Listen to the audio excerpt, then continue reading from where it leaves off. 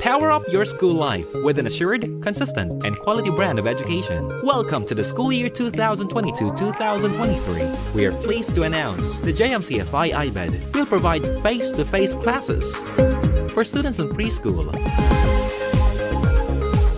grade school, and junior high school. Furthermore, Jmcfi commits to the principle that no child should be left behind. Learners who cannot attend face-to-face sessions due to a variety of factors such as health or distance are given the option of choosing online or modular. We are proud to say the Jmcfi Ibed is fully equipped for hybrid learning. At Jmcfi, your future is our mission. Enroll now! For more details, visit facebook.com/jmc.ibed.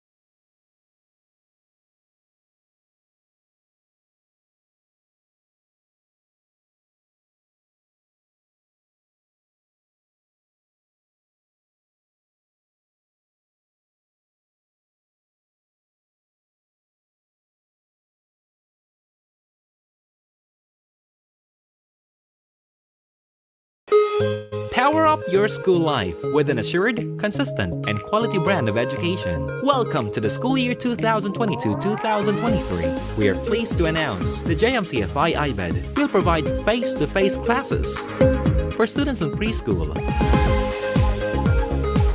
grade school, and junior high school. Furthermore, Jmcfi commits to the principle that no child should be left behind. Learners who cannot attend face-to-face sessions due to a variety of factors such as health or distance are given the option of choosing online or modular. We are proud to say the Jmcfi Ibed is fully equipped for hybrid learning. At Jmcfi, your future is our mission. Enroll now! For more details, visit facebook.com/jmc.ibed.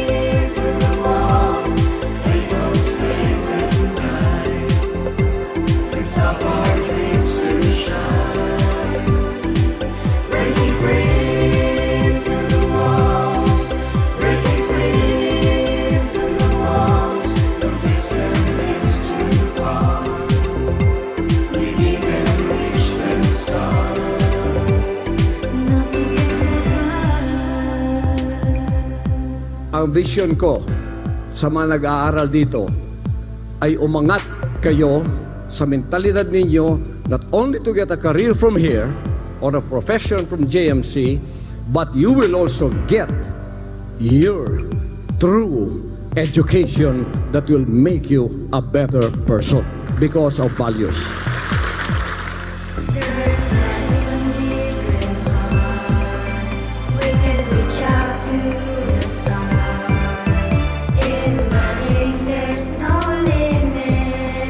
There's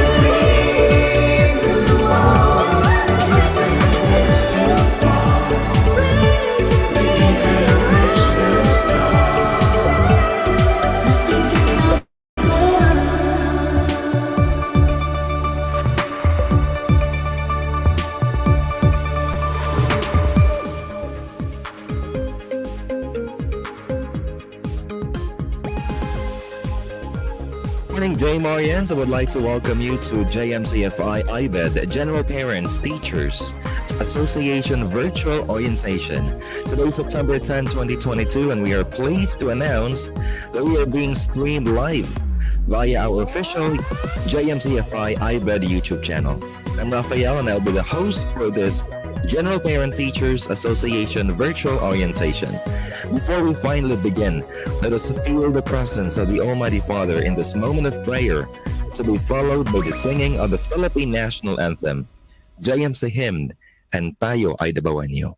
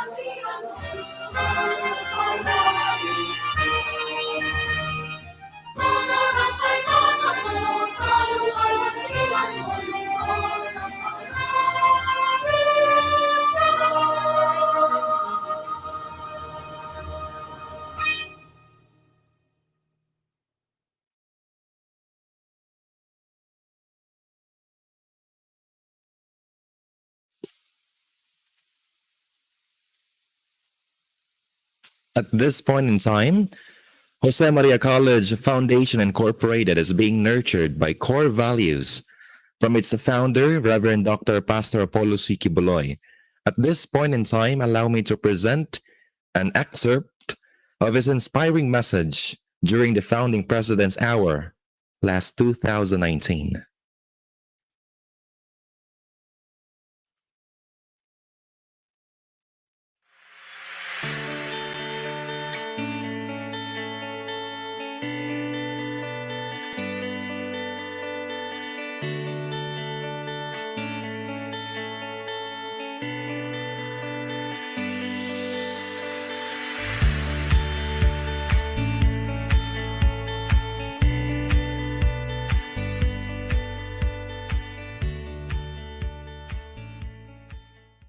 It is open just because I want to share with you the educational standard of how I want a student to have.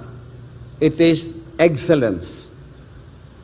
Yung standard ng school na ito is excellence.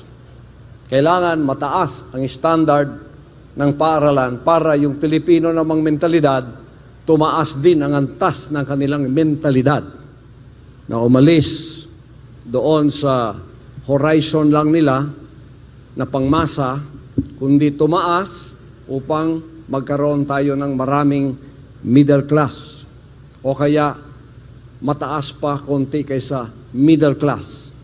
Kasi kung mananatiling masa ang ating utak, poverty in the Philippines will go on kahit nag-graduate pa kayo dito. Graduating in a school does not mean you are already educated. You have the knowledge, you have the degree, you have the career, pero if you don't have the values, you are still uneducated in my standard. So gusto ko, magkaroon kayo ng degree, magkaroon kayo ng profession, at the same time, magkaroon kayo ng values. That is what Filipinos should be. Para sila naman pumantay sa values na itinuturo sa ibang bansa, bakit naging first world country sila. Tayo nananatiling third world country, not because we lack talent. Lahat yata ng talent nasa Filipino. Very talented ang Pinoy. Sa singing nga lang sa mga got talent, palagi tayong nananalo kahit saan. So Filipinos are very talented. But they are not well educated mentally. Nananatili yung pagkabusabos ng utak natin hanggang sa pagmasa lang. Kaya mahilig tayo sa gossip. Mahilig tayo sa hatid-hatid istorya. Mahilig tayo sa hindi mga factual na balita. Madali nating kainin. Because that is what people are below the rank of society. In this school, my vision is to raise up the standard of your mentality that you can be at par with first world people who have the mentality of a first world country.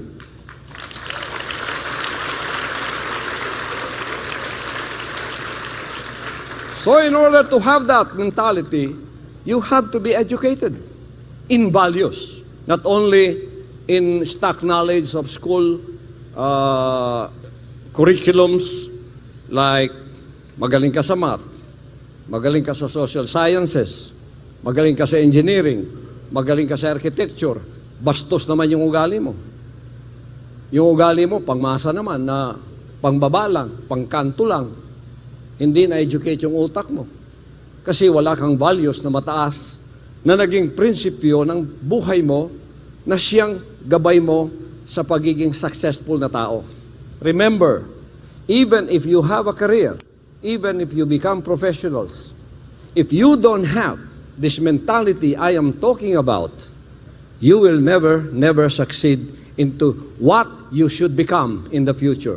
You will never go to the potential of your talents, that you can use them for your own success, above average, nasa middle class ka, above pa, pataas pa, hanggang maging entrepreneur ka, hanggang ang values mo siyang guide sa iyo, because the the standard of success is the same everywhere.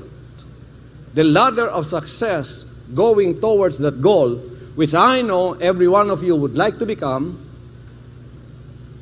there's no shortcut. You should go to the wrong ladder to that success.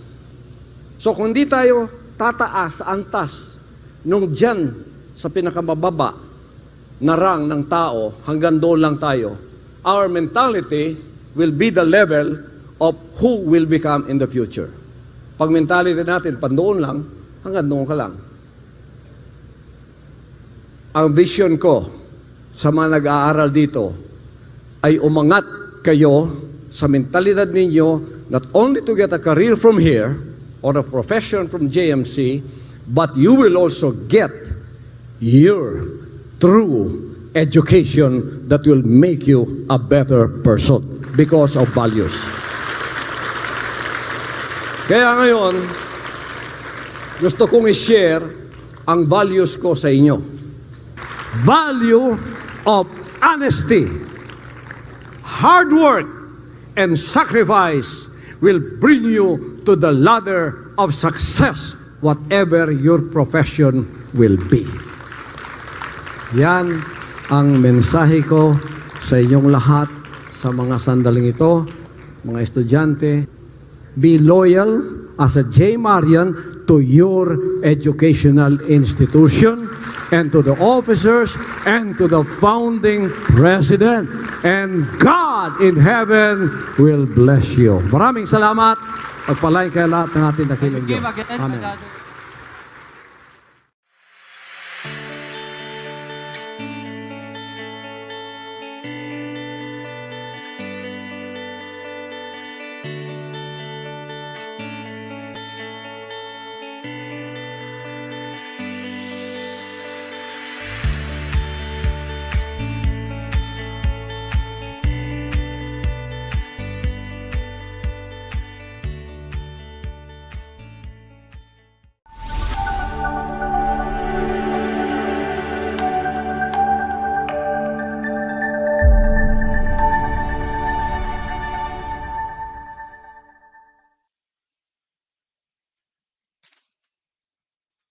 Thank you so much, Reverend Dr. Pastor Apollo C. Baloy, for that inspiring message. Indeed, the founder of JMCFI is very keen in implementing the core values in this institution, highlighting the values of honesty, hard work, and sacrifice that will bring us to success.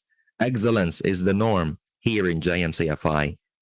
At this point in time, to officially welcome us for our General Parent Teachers Association virtual orientation, may we call on our Associate Vice President for Basic Education, Mr. Brian T. Alberto.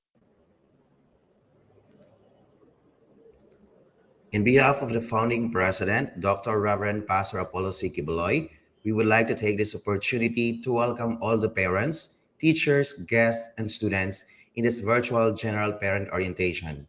Good morning, everyone. Welcome to Success. The year 2020 has been a challenging year for all of us, yet we have stood strong and brave amidst the challenges. The pandemic has forced a new normal for us since March 2020. We have abruptly shifted all our activities virtually. This year, we thank the Father Almighty, even though the pandemic COVID-19 is still unceasingly posing threat globally and has wrecked the activities of various sectors, included education. We are now back in almost normal way of delivering education to our dearest learners. We are now preparing for hybrid learning that allows students to have the option of face-to-face classes. True to school's vision and mission of providing an assured, consistent, and quality education, JMC has prepared to showcase its flexibility when entangled in various situations beyond human control and intervention. Alongside with our preparations of providing awareness to the school community is to enhance the smooth implementation of the hybrid learning program. In JMC, we believe that education is like a great big canvas, and we would like our students to use as much paint as they can on the canvas of their education. We appeal to the parents and teachers to value and uphold the importance of motivation. We have no doubt that the students or your children will value the importance of their education. They will make the most of the canvas of opportunity that this institution has to offer, and they will paint the goals that they wish to accomplish. Remain motivated in the classroom and inspired at home, then they will achieve their goals. Their education is sound, creative, and innovative here in Jose Maria College Foundation Incorporated. Together with the help and collaboration of parents, teachers, this will become a reality. The teachers at JMCFI IBED will take action and help the students to achieve academic, cultural, and lifelong learning. May we take this opportunity to thank the teachers for their continued professionalism, excellence, and dedication. It is the teacher's motivation in the classroom that will help to create a year that is bright with embrace opportunities. Parents, you serve as the guiding post of your children. You are the source of hope and inspiration for them to tread the road of impossibilities, to dream big, and someday to conquer the world. I would like to commend all the parents for their untiring efforts and noble acts to inspire their children. However, even more importantly, the students themselves will have to take action to further their education. They do not just merely sit back and expect the greater school community, teachers, and parents to do everything for them. They would somehow realize the importance of self motivation and be prepared to help themselves. This is our goal as we have embraced a new beginning. Let's continue to work together to help each other to be the best for the world. Once again, good morning. Thank you so much, Sir Brian, for that heartwarming message. At this point in time, we're going to discuss the school officials of Jose Maria College Foundation Incorporated for the school year 2022-2023. Let me start with the founder of Jose Maria College, none other than Reverend Dr. Pastor Apollo C. Quiboloy. Our BOT chairman, Dr. Jose Maria S.E. Gonzalez. Our school president, Dr. Felix C. Chavez Jr. Our school administrator, Ms. Rosemary N. Dimagnaong. Our vice president for academic affairs, Dr. Marieta A. Muniez. Our associate vice president for basic education, Mr. Brian T. Alberto. Our Ibed principal, Ma'am Jade M. Isaal. Our senior high school principal, Sir John C. Chavez. Our assistant principal for preschool and grade school, Ma'am Reina G. Ayang. Our assistant principal for junior high school, we have Ma'am Norven B. Lagura. Our assistant principal for the senior high school, Ma'am Joanny B. Largo. Our school registrar, Sir Mark S. Alemania. Our chief librarian, Sir Rafael L. Garcia. Our school physician, Dr. Raymond Libongkogon. Our prefect of discipline, Ma'am Lorena T. Alberto. Our guidance center head, Ma'am Maria Eloisa B. Estrera. These are the school officials of Jose Maria College Foundation Incorporated for the school year 2022-2023. At this point in time, to discuss about the school registrar policy and policies, may we call on Mr. Mark S. Alemania, our school registrar. Good morning, Sir Mark. Yes, good morning, Sir Ralph. Sir Ralph. Am I audible, Sir Ralph? Yes, sir, you're Hello. audible. Yes, po. Okay, so once again, good morning, everyone, especially to our dear parents who are having this morning for this orientation. So let me share my presentation.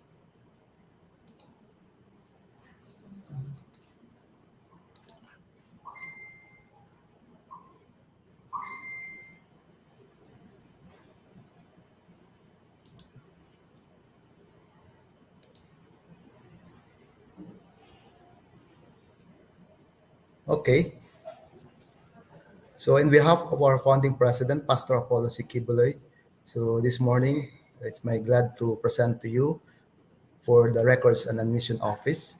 So, by the way, I'm Mark S. Alemania, the Admission and the Records and Admission Director. So, for the Records and Admission Office, it is the responsible of the office to admit or in the admission, enrollment, records management, and graduation of the students in Jose Maria College Foundation Incorporated. And it formulates, improves, and implements policies and procedures in the students' admission, enrollment that are efficient and student customer service friendly, ensure and maintain confidentiality on the student records.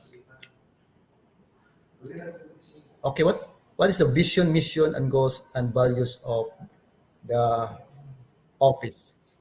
So the Records and Admission Office aspires to be a professional excellence department known for our student-centered atmosphere. The mission, the office shall act as a catalyst in enabling effective, efficient, and quality services to our clients through excellence in information and promotion, admission service, records and management, inter-office relations, and external relations. So let's have the general rules. So any transaction to the registrar must use only the JMCFI email account given to you by the ICTO during enrollment.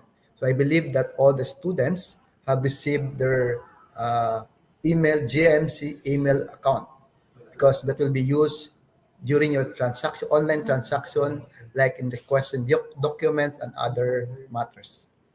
And also, the registrar is engaged to full online transaction from enrollment up to the application of graduation.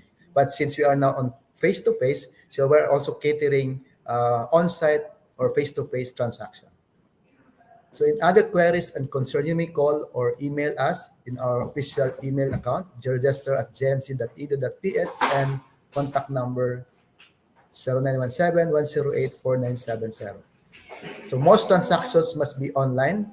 As what I have said earlier, you just go to the URL in our website and you can find there in the JMCFI portal, and there you can have the different online services like the requesting documents, about registration, about withdrawal, adding dropping, and etc. Then the office implements 7 to 10 working days, not including Saturday, Sunday, and special holidays for every transaction. So work days and time is from Monday to Friday, 8 a.m. to 5 p.m. and Saturday, 8 a.m. to 12 noon. And also releasing of requested documents will be from Monday to Friday between 2 p.m. to 4 p.m. Then an applicant for enrollment who cannot present all valid requirements will be considered a temporary enrollee. He or she must write a promissory note stating a definite date of submission of the lacking credentials. I believe that during enrollment, especially the new enrollees, they have given a waiver for the lacking documents. So, and also we have the online enrollment. So you submitted the digital copy, but there are documents that we need a hard copy. So later I will present the different requirements or documents that to be submitted in our office. Then anyone who needs to change their personal information must write a letter and email it to the office of the registrar. You can email that if you have any concerns or change of your data, or your name, and whatsoever. Then when a student pays the required initial payment during enrollment period and is already validated by the accounting, it is understood that he or she is enrolling for the whole semester. So once you are enrolled and you paid your enrollment fee and you have validated, that means that you are enrolling for the whole semester. Then a student who is not officially enrolled will not be admitted to classes. In case you attend, that will be null and void or not credited. If that's the case, you may approach the registrar for validation and one for registration. So, kailangan lahat ng mga student, they are officially enrolled to be accepted in the class. Also, their names will be reflected in the official class list. Kasi pag hindi sila validated, so meaning hindi sila mag-reflect doon sa official class list. Okay. Next. So let's have the different documents needed for, especially for the IBED, for the new students, transferees. For preschool, we have the signed Jmcfi application form, yung online form natin if you go online. If you go on-site, mayroong form na binibigay. Then we have the certificate, wala na yan siya, the PSA birth certificate, original hard copy. So, kailangan namin yung original hard copy. For the PSA birth certificate, it's only submitted once lang. Kaisa lang yan siya for the entire sa school niyo sa JMC. Then, the medical certificate. So, kailangan niya sa medical kasi still we are on pandemic pa rin tayo ngayon. Then, for the grade school, same. You have the signed JMCFI application form. Then, SF9, original hard copy of report cards. So, kailangan yung report card.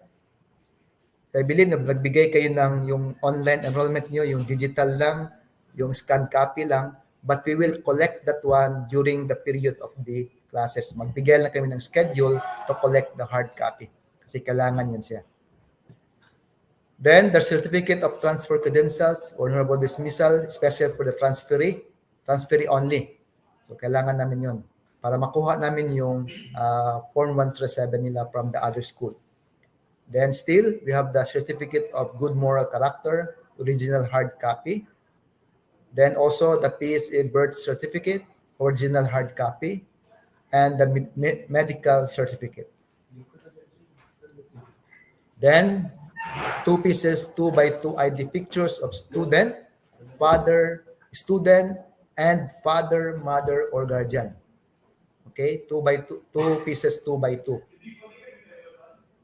Then SF10 for transferee. You will give in for a period of 2 to 3 months after classes have started to process that one as F10 for transferring, because you can get that one personally in your school, in your previous school, or it is a school-to-school transaction. Kami na mag-request doon sa school niyo. But to fast-track the document, so pwede kayo ang kumuha niyan. We'll just give the authority to you. Then the ECCD for grade 1, kailangan niya siya for grade 1. Then for the having special need student, the latest developmental and pediatrician assessment, and also the recommendation from the SPED school that the child is ready for mainstreaming for those students that have special need.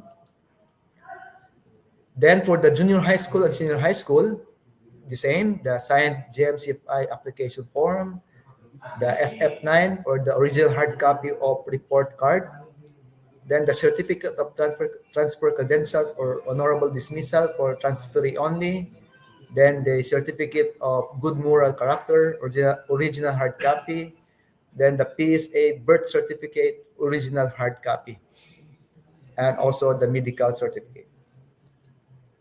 Then the same 2 pieces, 2x2 pictures of student and father, mother, or guardian. Then SF10 for transferee. Then the same also for those who have student with special needs, the latest developmental and pediatrician assessment, and also the recommendation from the SPED school that the child is ready for mainstreaming. Okay, that's for the college. For the continuing students, so your card, report of grades or your card, and the medical certificate. Okay, let's have the policies and guidelines. For the policy on admission, we know that JMCFI is open to all students. It's a non-sectarian who are interested to enroll in basic education and or pursue higher education regardless of religious affiliation, cultural background, or economic status. So the school adopts the open admission policy and welcomes all students who meet the prescribed standards set by the school and the requirements prescribed by the law of regulation in Section 61, MRTS, Section 83, MORPHE, and the Section 137, TVET admission.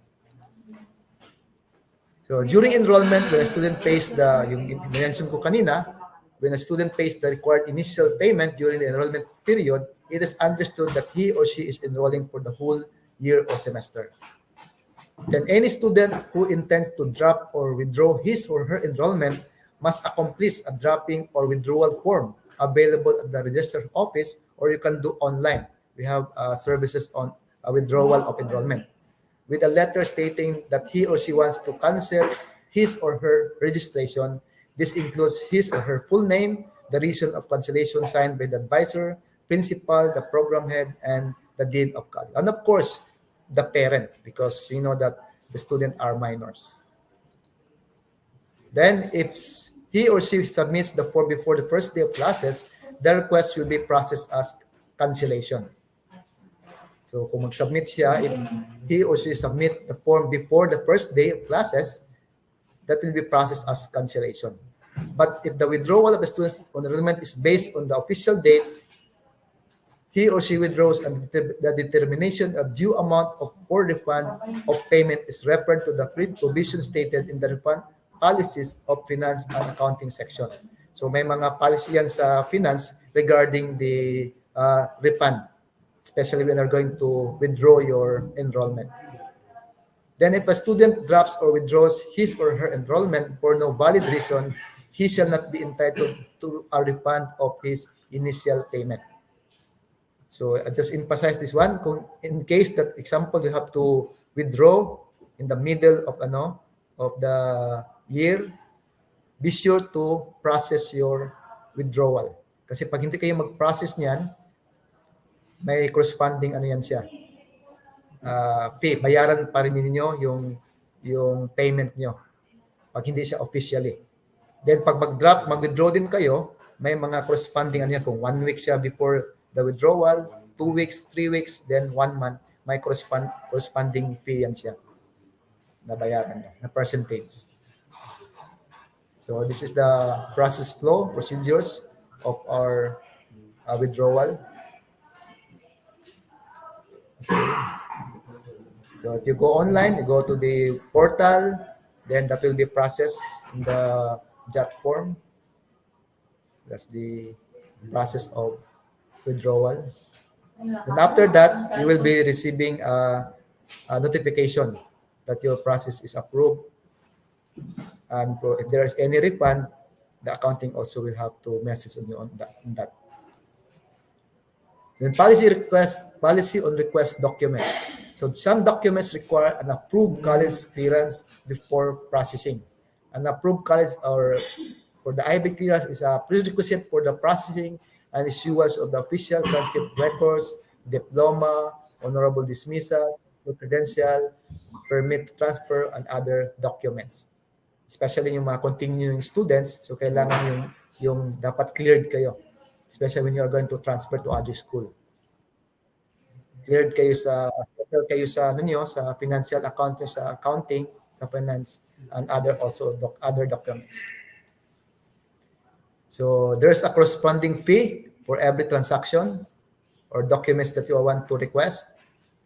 So makita din yan sa portal. Once you fill out the form in the portal for the request, you can see there the different document fee, the certificate, the permanent record, the transcript records, and other documents. And also the timeline, the number of days to process.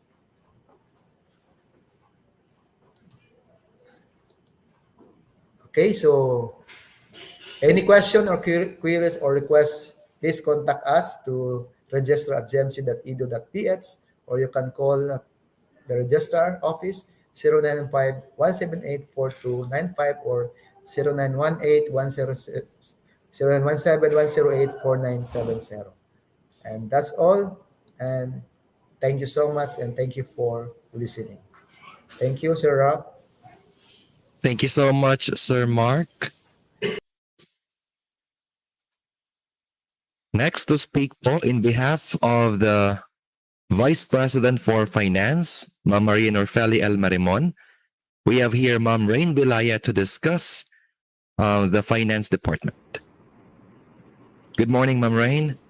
Good morning, everyone. Good morning, especially to our dear parents. So today I am going to present some policies of the Finance Office, including the tuition payment, the promissory notes, credits and refunds policy, and the discount. So for our tuition payment, tuition and other miscellaneous fees may be paid in monthly installment through the cashier or through any of the different modes of payment suggested by the school. So we have bank transfer. For our bank transaction, you can go to any security bank and deposit your payment to our uh, bank details, which is reflected on the screen. We have the bank name, which is the security bank, and the account name, Jose Maria College Incorporated, and the account number. We do have also, you can pay also via Palawan and ML, via payment center. You just write the payee, which is the Jose Maria College, and you need to write the student ID number as reference for easy tracing. And another mode of payment is online fund transfer via GCash and PayMaya. You just select the bank transfer, then security bank, and enter our bank details and click send money. And the last option would be via Dragon Pay. You have to go to your Prism student portal for this online payment. Okay, so next is our schedule of payment and examination permit. Payment must be made before the scheduled examination date. And to be able to take the monthly and quarterly exam, a student needs to secure an examination permit from the finance office. So for Ibed, the total amount of monthly payment would be total balance divided by 9 months. So to view your account balances and amount due per examination, you can access your Prism account at my.jmc.edu.ph. So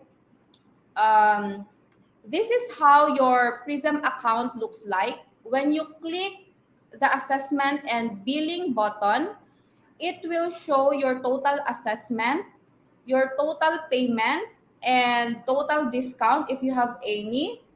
And it will also show your account balances, your outstanding balance. And at the bottom is the schedule of payment every examination. So you just have to log into your account to view and to check your assessment. Okay? And moving forward to our promissory notes policy. During examination, students shall be required to present the examination permit to their teachers. Otherwise, he or she cannot take the examination. But if there are circumstances wherein the student is unable to secure the examination permit due to non-payment, the Office of the Finance will accept promissory notes from students subject to certain policies and guidelines. So first, a promissory note can be accepted, but in no case that two promissory notes shall overlap. Students are not allowed to issue balance promissory without settlement of the prior. Then the promissory note should contain the name of the student, grade level, home address, contact number, and the proposed schedule of payment. Promissory notes shall be entertained only 2 days before the examination date. So meaning if you apply for a promissory balance 1 day before the examination date, it will no longer be accepted. Okay? And only current accounts are allowed for promissory notes. Old accounts should be paid before a promissory note is accepted.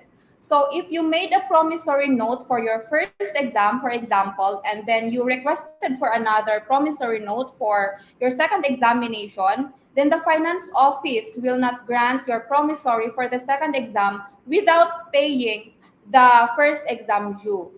Okay? So a payment of 50% from the total current due accounts shall be required, and the VP for Admin and Finance reserves the right to decline a promissory note from the parents or the students who could not prove their ability to pay. And for our credits and refunds policy, When a student pays the required initial payment during the enrollment period, it is understood that he is enrolling for the whole year.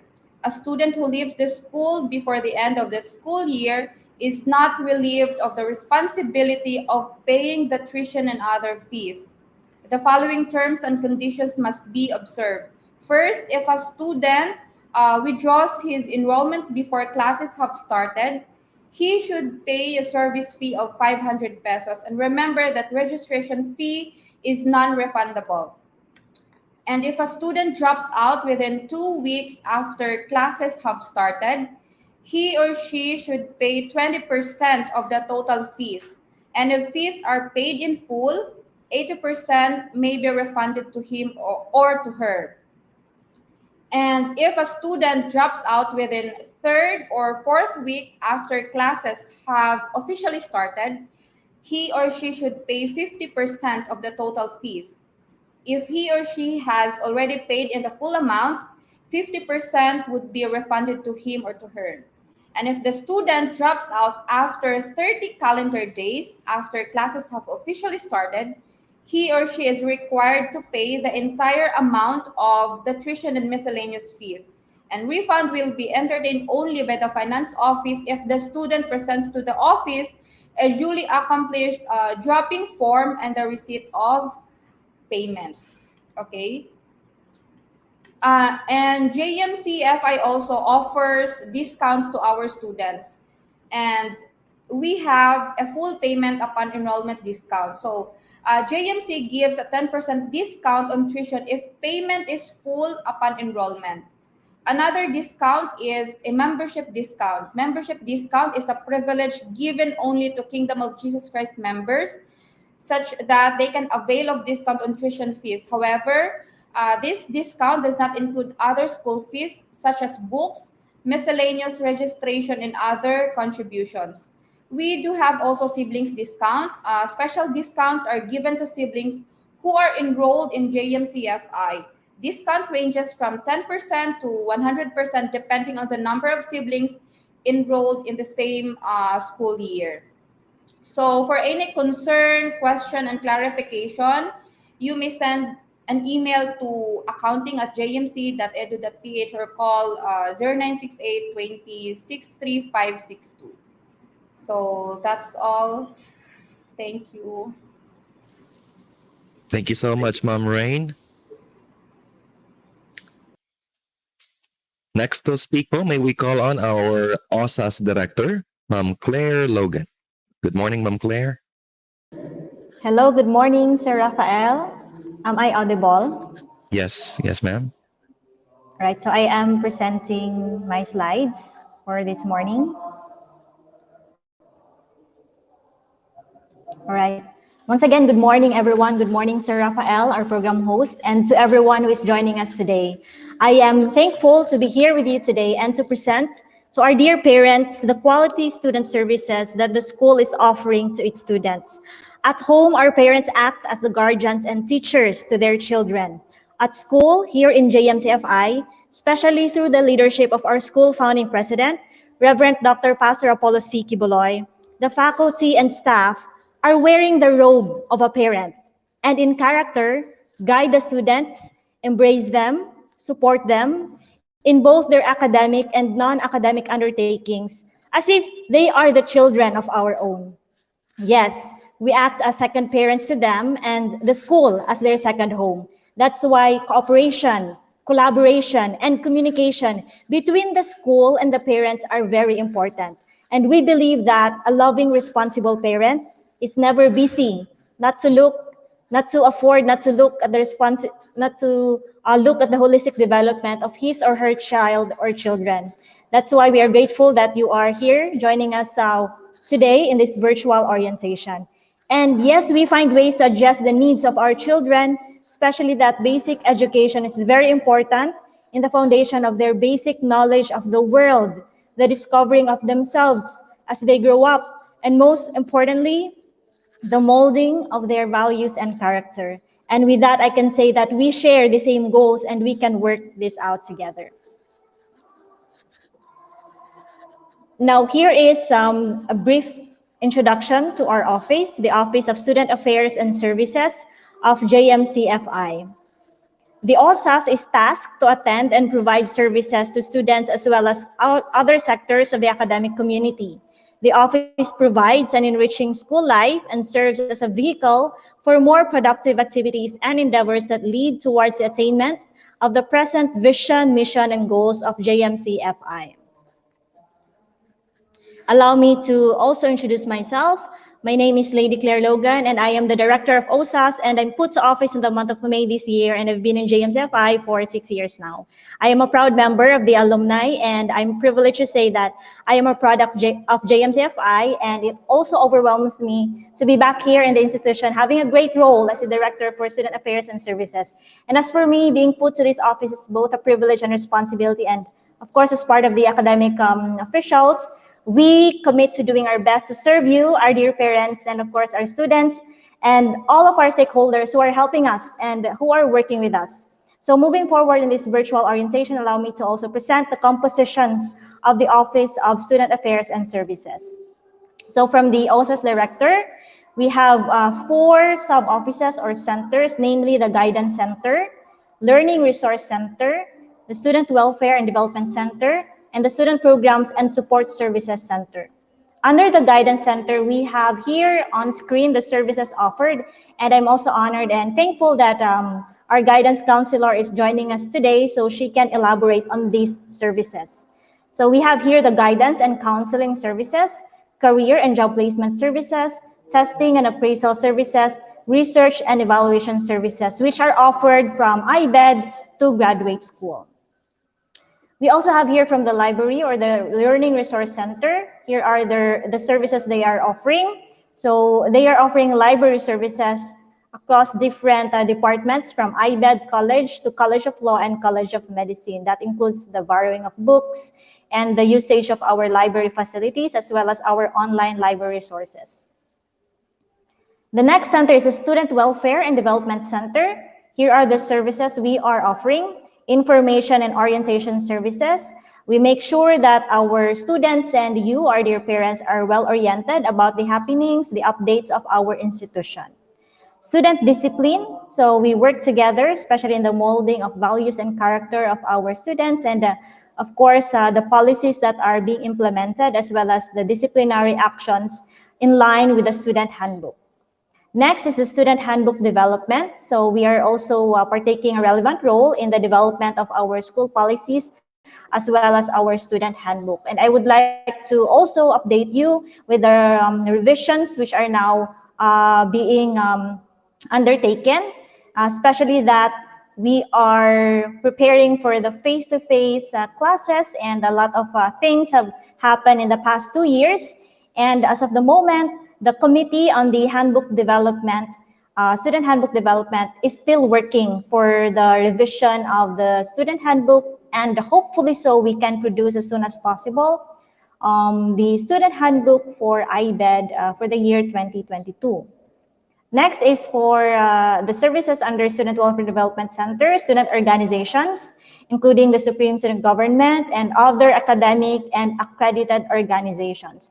Make sure that if your children are involved into these activities, academic, non-academic, and co-curricular, I would like to inform you, our dear parents, that these activities are approved only if a release or an evidence is given to them, or in a form of a communication letter that would really prove that the activity is approved by the Office of the Student Welfare and Development, or directly from our office, which is the Office of the Student Affairs and Services. Okay? So pag magpapaalam po ang iyong mga anak na sumali sa isang activity, always make sure to ask from them an evidence in a form of a communication letter na meron po talagang perma from our office.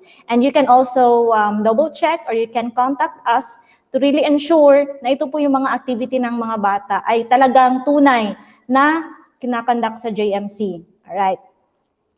And also, next is student activities and trainings inside school and also outside school. Student publication and yearbook, we have the J. Marian for the student publication. or our school paper, and the harvest for our yearbook. And another service is also the economic enterprise development. So meron silang activities like fundraising and other stuffs. The next center is Student Programs and Support Services Center. So here are the services we are offering under this center: scholarships and student privileges, safety and security services in partnership with our safety and security officer, health services, food services, cultural and arts program, sports development program, services for students with special needs and disabilities, spiritual and moral development, foreign student services, social community involvement programs, and student formation programs. Right, so those are the 4 centers that compose the Office of the Student Affairs and Services. Moving forward, I would quickly present the enhanced basic school policies that are being implemented in our school. So please be informed that JMCFI is implementing enhanced basic school policies in line with the standards set by DepEd and CHED on the face-to-face classes implementation to guarantee student safety, welfare, and development. As for the basic policies released for implementation effective this school year, 2022-2023, wearing of prescribed uniform. So as parents, we ask that you will always remind your children to always wear their school ID and wear the prescribed school uniform. As of the moment, the printing section is printing overtime, okay, to beat the deadline so that the school IDs will be released. And as for the school uniform, all right, so it's good if they can already wear their school uniform, their first day of class. But for those who do not have their uniforms just yet, you're allowed to wear a civilian attire. Just comply with the dress code that JMCFI is implementing.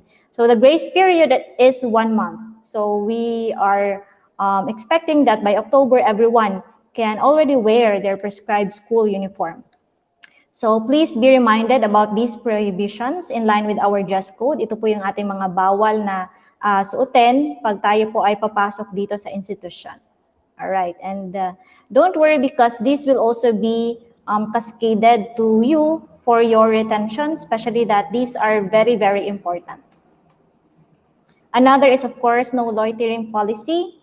So we are limiting our movements inside the campus so that we can abide by the tracing protocols and a lot of things, no, so that we can monitor our children and our students. So no loitering in restricted areas, and we have installed signages. So the students should follow these protocols. And of course, cleanliness is orderliness. That's why as part of our policies, no littering. We also have play go or clean as you go policy and the observance of cleanliness. Always keep our surroundings clean, throwing off garbage in the trash bins, and of course, segregating our trashes accordingly. So that would really give you an assurance that here in JMCFI, your children are very safe, all right, with safety and health protocols that we are implementing.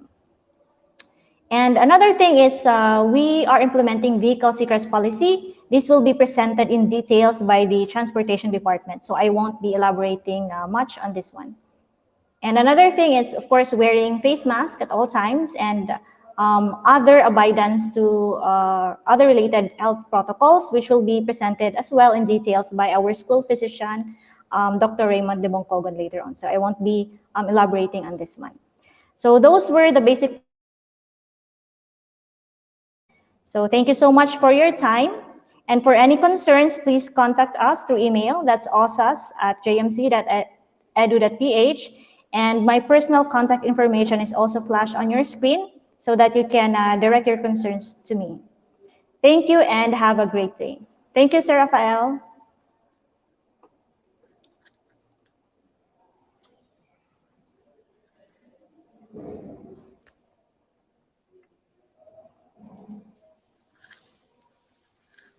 Right, Sir Rafael, are you there? Hey.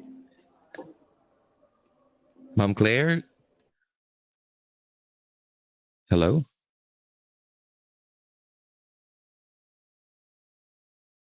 Okay. Thank you so much, Mom Claire, for that elaborative discussion. Next, to present, we are for the guidance center. We would like to present this audio-video presentation prepared by Ma'am Maria Eloisa B. Estrera, our Guidance Center Head.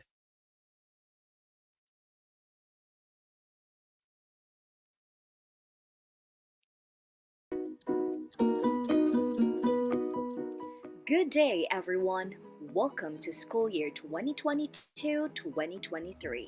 As we venture for a new school year, the Jose Maria College Foundation Incorporated Guidance Center is here to assist you with the following services.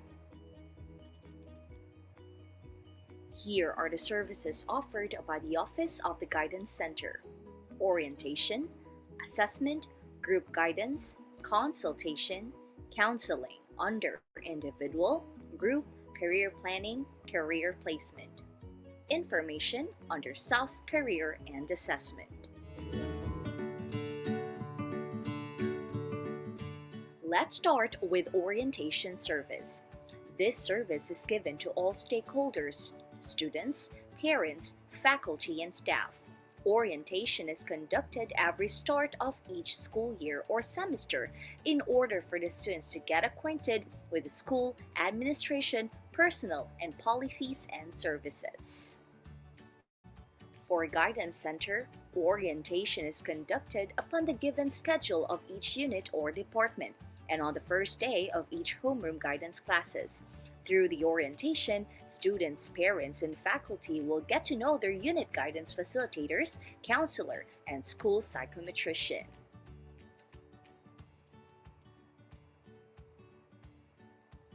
Next, we have the individual inventory service. This is a collection of the different pertinent data of the students, from the students' cumulative records inventory down to the referrals, anecdotal reports, test results, and others. The students' records were kept properly in secured cabinets to protect confidentiality of each individual. Next, we have the counseling service. This is the heart of the Guidance Center. This is where the one-on-one talk in the counselor and students happens. It is the bread and butter of every guidance office. Counseling can be done individually or by group. This is scheduled through our online appointment link or can also be walk-in, or as a student will come or call in, or the counselor will call the student. Next, we have the assessment or psychological testing. This service is given to students to know and better understand their potentials, thus, such as personality, intelligence, attitudes, interests, and others are given to students, while some tests are given on a case-to-case basis. Next, we have the information service. Information service is a whole year service given to all stakeholders. This service is delivered through bulletin boards, posters, online media platforms such as Facebook posts, Twitter, and YouTube. Information can also be conducted through webinars and seminars, symposiums, trainings, or workshops. The service is not limited to students only, plus the Guidance Center also conducts parenting webinars, inter-office collaborations for trainings and seminars for faculty and staffs. Because of the center's commitment to an assured, consistent, and quality brand of education, each activity is well planned and coordinated to all stakeholders. Next, we have the Career Guidance Development. It refers to the range of learning experiences that assist students to make and decide their choices for their career vocational goals, in relation to their personal, social, and educational choices in order for them to become successful in life. This service is given to all stakeholders as a Guidance Center assists each student to their career decisions. Our dynamic career personals are here to guide our students in making their decisions for their future careers. Career talks, trainings, and seminars are some of our activities. Next, we have referral and follow-up service. So it is designed to help students find the needed expert assistance and to evaluate the efficiency of the intervention given to them in relation to the student's progress and improvement. Referrals come from advisors, faculty, or any school personnel. Referral forms and links are provided for easy access of the service.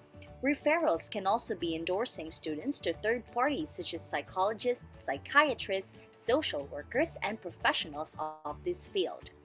Follow-up is done when the students need further counseling sessions or other guidance services. Next is we have the placement service. Placement service is designed to provide the best possible setting for the student's personal growth and development, and the opportunity or chance to work and choose in accordance to one's goals in the following areas: academic, co-curricular, career, and co-vocational.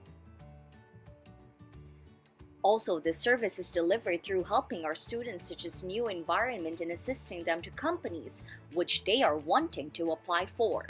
Placement service is conducted through job fairs, career caravans, sectioning, and others.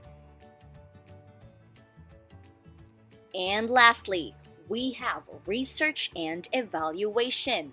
Research and evaluation is designed to provide the possible outcome of evaluation of the different guidance services, programs, and activities coming from the students, parents, and faculty.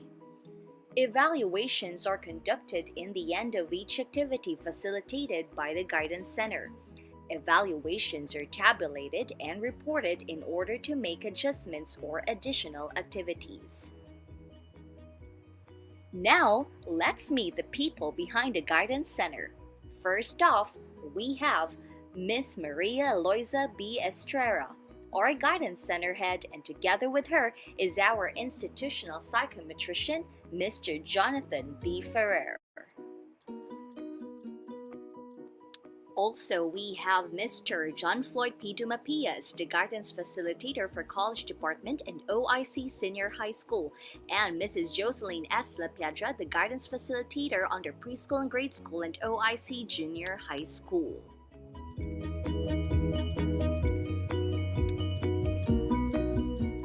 For concerns and other guidance matters, contact us at email guidance@jmc.edu.ph or on Facebook, JMCFI Guidance, on Twitter, JMC_official OGC, or through our hotline 0946-660-8838.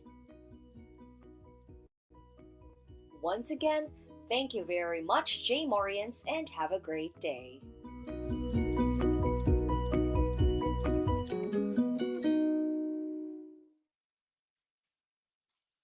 Thank you so much. And we just have witnessed the presentation from the Guidance Center. I would like to remind all the parents and students, if you have any questions, clarifications, or comments, kindly please type in your comments in the comment section, and we'll be catering them during the Q&A forum. This time, to discuss about the security details in our school campus, may we call on our security officer, Sir Richard Pellerin. Sir Richard here.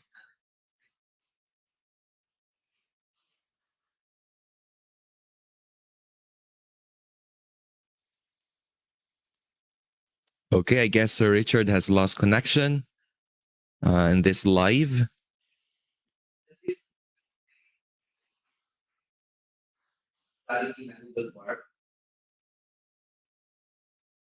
Meanwhile, can we call on our chief librarian, Sir Rafael?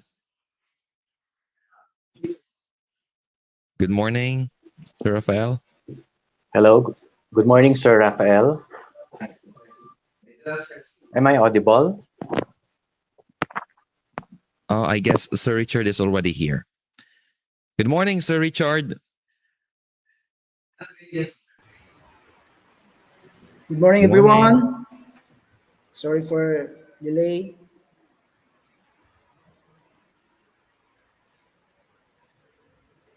All right, so once again, to our founding Reverend Dr. Pastor Apollo C. Gibeloy, School President Dr. Felix C. Chavez Jr., Administrator Dr. Rosemary D. N. D. Magnaong, faculty, staff, parents, and students, have a great day and welcome to our orientation for the school year 2022-2023. My name is Richard Pellerin, assigned as Safety and Security Officer in our prestigious Jose Maria College Foundation Incorporated, and proud to become a member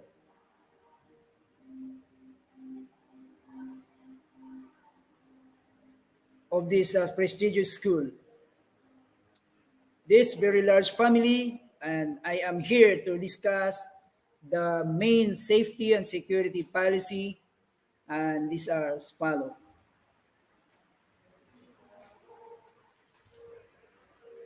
Right, so safety policy and guidelines.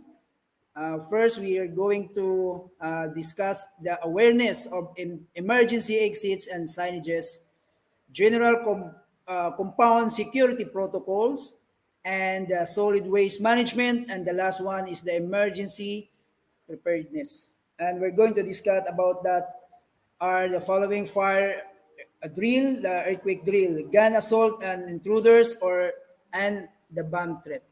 All right, so these are our main topic for school safety policy. And we are going to tackle first the awareness of emergency exits and signages. All right, so before that, definitely we are going to inform you about our building structure.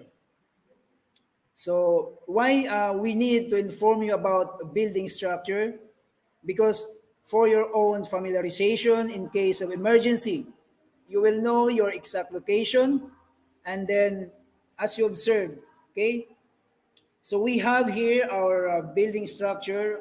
The building composed of three phases. We have the phase 1, phase 2, and phase 3 building.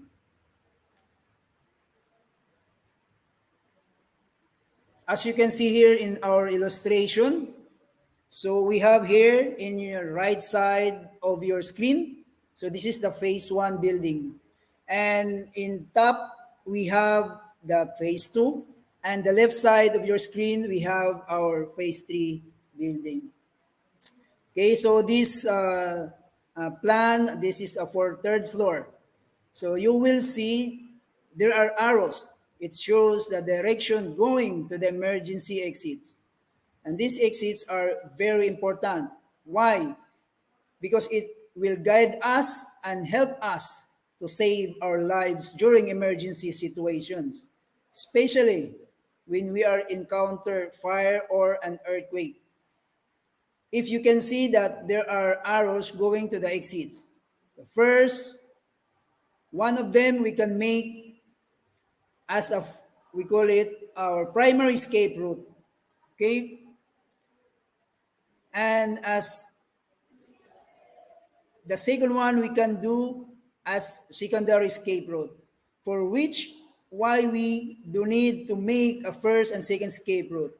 Because if the first one failed, so we have our secondary option to avoid to be trapped inside. Example, your location is in room 302. 302, you can see, you can find it here in our first phase building, as you can see on the screen. That's your escape route number 1. As you can see, the arrows going to the main staircase. And we have our secondary escape route going to the exit number 1 of the phase 1 building. So as you can see here in phase 1 building, we have our exits for them. You can see in the location of this phase 1 building. Okay?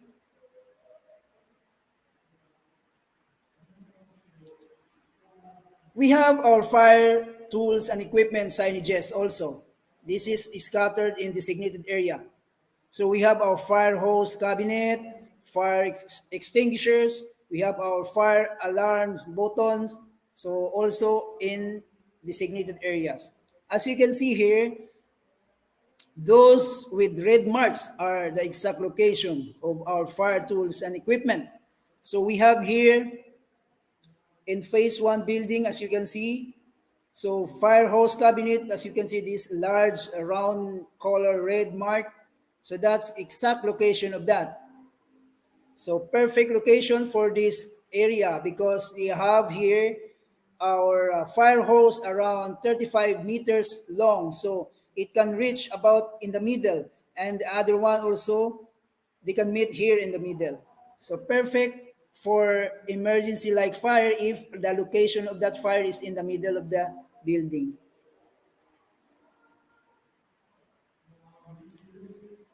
All right, so emergency exits, lighted signage we have here. In case of emergency, especially when power supply is shut off. So you can notice this. One, because of it's visible during the dark. Okay, so that's very important also. And our emergency exit, we can find here our door. So easy to look or easy to find where is it during the dark because of this reflectorized luminous signage. All right, so we have also here parts of our emergency exit signages is our reflectorized strip arrows guiding us to exits. So never, never, ever ignore these strips. This is part of our emergency. This is to guide us when we are going to evacuate our building. All right, so we have here the fire detection and alarm system, or we call it FDAS. So this is our pull down or pull down or push down station. So this emergency pull down, pull up and down station, never play with this for emergency use only. Okay, so we have a law to penalize if we use it in the wrong purposes. So we need to press this one, use this one during and only emergency. All right, so this is the one we're talking about just a while ago, our fire hose cabinet. So what's inside? So we have here our fire hose with fire nozzle, and we have our fire extinguisher, and also inside is the fire axe. So never ever play also with this. We put this one here in this location for a purpose. So this device plays in a strategic location for us to easy to locate when emergency occurs. Okay. So fire extinguishers, so as you can see, as I said, this is scattered around entire the building, and one of the parts of the building are the alleyways. So we put this one here, and also don't remove this one. Never ever play this one, especially when you don't know how to use this.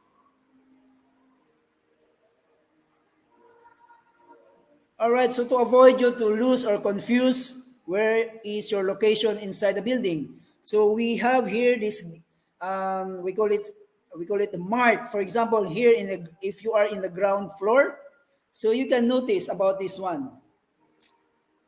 So that will be indication that you are in the ground floor, and also in the second floor, and third and fourth floor. So never confuse about this one.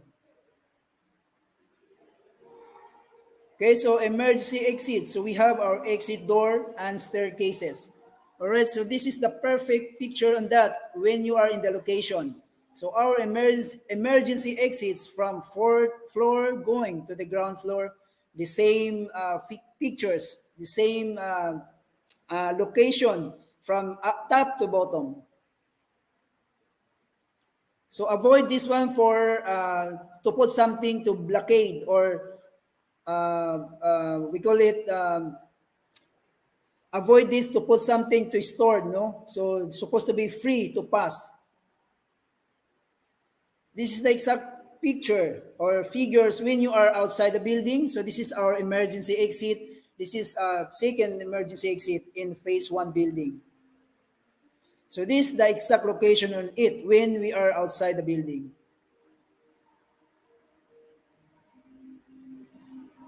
All right, so this is our main staircase. So as you can see, this is part of our normal staircases when we have a normal situation. But during emergency, we can use this as our emergency exit also. It helps us a lot because it's a huge space, a wide one. So to avoid congestion or stampede. So this helps us very well.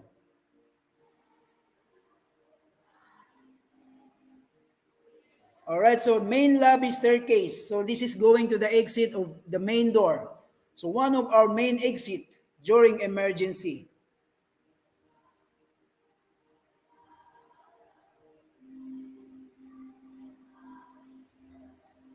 All right, so if you are inside the campus, you can notice a lot of signages that you will aware, okay? So you must pay close attention on it. So what we call it, not all the areas of the campus are accessible. All right.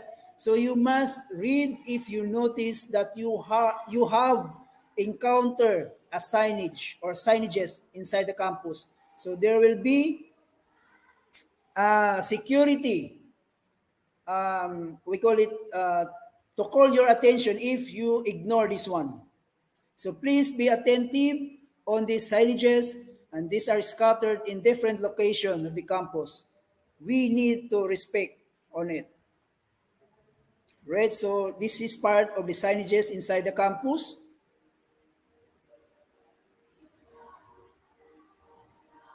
Right, this one, especially this restricted area, do not enter.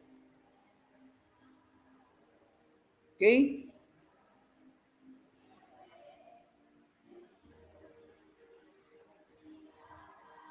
We have a lot of renovation and construction inside the campus. Be aware of that, especially when you notice a signage like this. So not, as I said, not all areas inside the campus are accessible. And for your own safety also, that's why we impose these safety rules.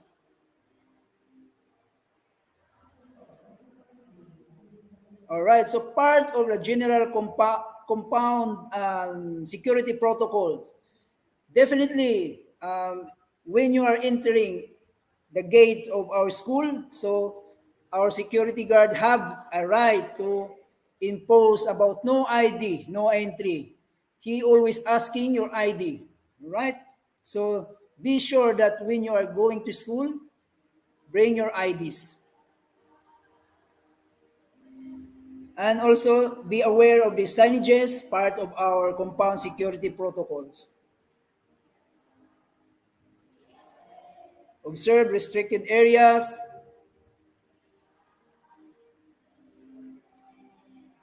All right, so I heard Ma'am Claire discuss this about loitering and vandalism. So just repeat it.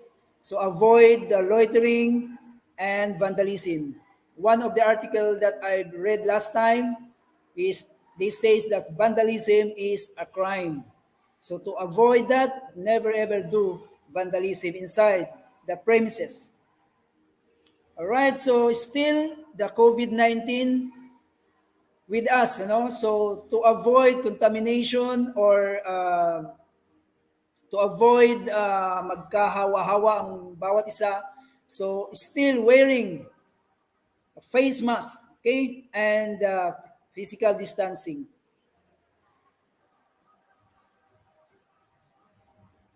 All right, so wear your face mask always and observe social distancing. All right, so avoid bringing of deadly weapons. So ano ba yung mga deadly weapons na ito? So ito yon, knife, guns, especially. So the school, the security, they are keen to check your luggage or your bags if you are carrying about this one. So they have a right or they have authority to do that. Okay? And also this school campus is a drug-free zone. So never ever attempt to bring a substance or illegal drugs, okay? All right, so I've heard also to Ma'am Claire discuss about this, wearing of proper school uniform, avoid roaming around, especially in the construction and restricted areas. All right, so dress code inside the school campus. Also, this emphasize start from the security in the gate, all right? So the security have a right to deny you to enter our school campus if you are not wearing a proper attire, if the uniform is not yet imposed. So the school upholds the observation of an appropriate dress code for its employees, staff, students, parents, and visitors. Please be aware that the school reserves the right to deny entry to anyone who is not dressed appropriately. So what are the dresses that appropriate or angkop sa loob? All right, so also this one, first we discussed an inappropriate, or no? So this one is not allowed inside. So there is like spaghetti, tubeless, or what backless, something like that. Shorts, okay? All right, so this is the one allowed to wear attire inside the campus, okay? So as you can see here, observe this kind of dress code. All right, so another one to need to be discussed, okay? All right, so the solid waste management. So proper garbage disposal inside the campus. We're not just like throwing anything in any places that what we want, all right? So we need to follow. Why we need to discuss also this? Why we need to do how to dispose garbage properly? Why? Because it is a law. So we need to follow. As you can see here, Republic Act RA or RA 9003. Ano ito? What is this? Because it's this Republic Act known as Ecological Solid Waste Management Act of 2000. So what are contained inside this Republic Act or a law? So this one first, so ensure protecting of public health and environment. So isa ito sa mga dahilan kung bakit hindi tayo basta-basta magtapon ng basura saan ang gusto natin, to protect of public health and the environment. The second one is ensure to proper segregation, collection, transport, storage, and treatment of the disposal of solid waste. So isa to sa content ng batas na ito. Alright. Ecological Solid Waste Management Act of 2000 or Republic Act 9003. What's this? So it's a mandatory segregation of waste collection. So it helps us, especially the employee or the personnel working on this kind of assignment inside the campus, especially the housekeeping and the maintenance. They are the one in charge on this. It helped us or it helped them a lot if you follow the proper segregation of your garbage. Okay, so the second one is causing or permitting the collection of non-segregation or unsorted waste. So isa to, no? So mag-penalize po tayo kung hindi tayo sumunod sa batas na ito. Ano yung penalty nito? So first, we have our 1,000 to 3,000 and 1 to 15 days imprisonment or pareho silang i-impose sa mga violators nito. So kung ang atong eskwelahan mag-dispose ng basura na unsegregated, ganito po ang mangyayari sa atin. Mag-penalize po ang Jose Maria College Foundation Incorporated. And kaninong pangalan ang masisira ang ating eskwelahan? So ito po ang dapat nating ingatan. Sundin natin ang Republic Act 9003. Okay, so part ng batas na ito ay ang Section 21. So ano ba itong Section 21? The segregation of the waste shall primarily be conducted at the source. Ano ba yung at the source na to? Ito yung mga household, institutional, industrial, commercial, and agricultural. So sila yung mga source ng solid waste segregation, sa kanila nanggagaling yan. Saan tayo nabilong? We are here in the institutional. Okay? So, since isa tayo sa mga source ng solid waste segregation, so dito pa lang sa atong eskwelahan, dapat nakasegregate na siya. And we have our color-coded garbage bin on that. Okay, so as you can see here, color-coded, right? So we have yellow, blue, red, and green. So we have designated garbage. We can see here, in the yellow, we have our dry waste, And then in the blue, red, and green. So hindi tayo basta-basta magtapon, mix on this one. So kung ano yung nakasulat dyan, ano yung naka-indicate dyan sa direction or sa pictures na to, sa labas ng garbage bin, yan po ang dapat nasa loob. Okay?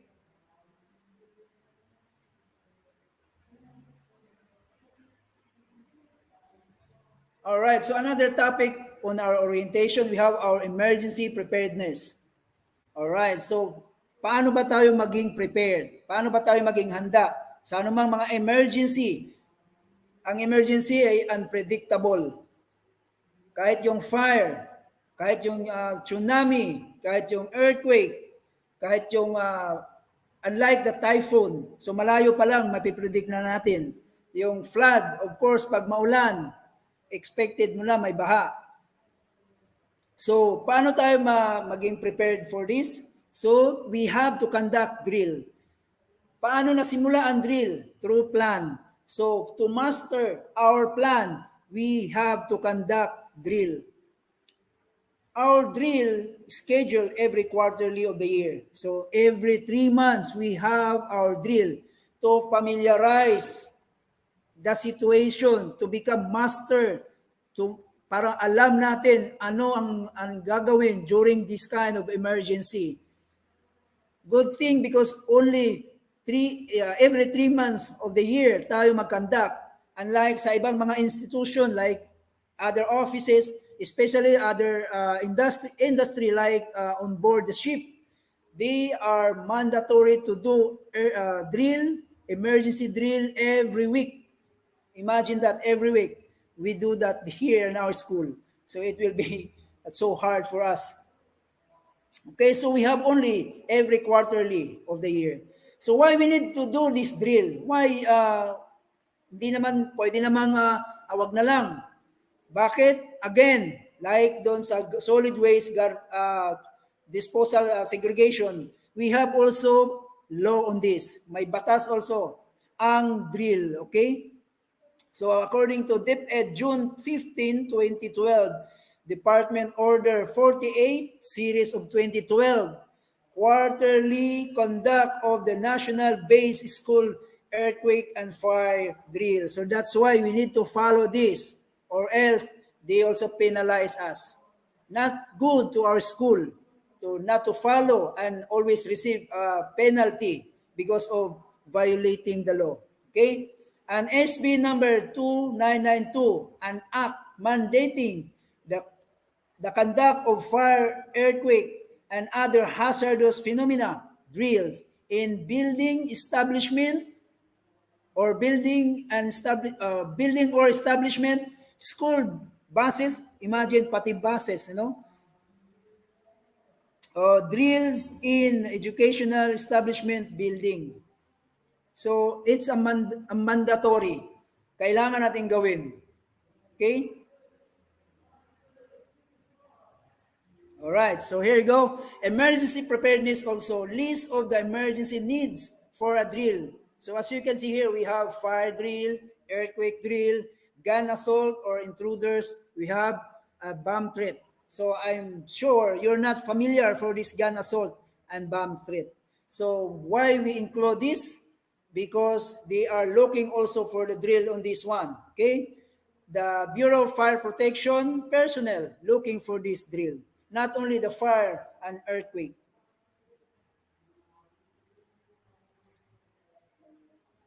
Alright, so fire drill. Ano ba mga ginagawa natin? Ano ba dinidiscuss natin before the drill? So we must discuss about what is fire, how fire occurs, what we'll do in case of fire, what is fire extinguisher, how to use it, and what are the school fire tools and equipment. As I mentioned previously, we have our fire extinguisher, we have our fire hose cabinet. That's the part of our school fire tools and equipment. All right, so part of the preparedness of our prestigious Jmcfi, we conduct first our orientation or a short briefing, or what we call this, a seminar on fire and earthquake drill. Okay, so we discussed two types of fire extinguisher that we have. We don't need any kind of fire extinguisher because of the materials that we have inside the building. Okay, so this is enough. The carbon dioxide and the dry chemical powder. All right, so fire prevention and control. How to do that? Part of that is the fire and earthquake orientation seminar or a training.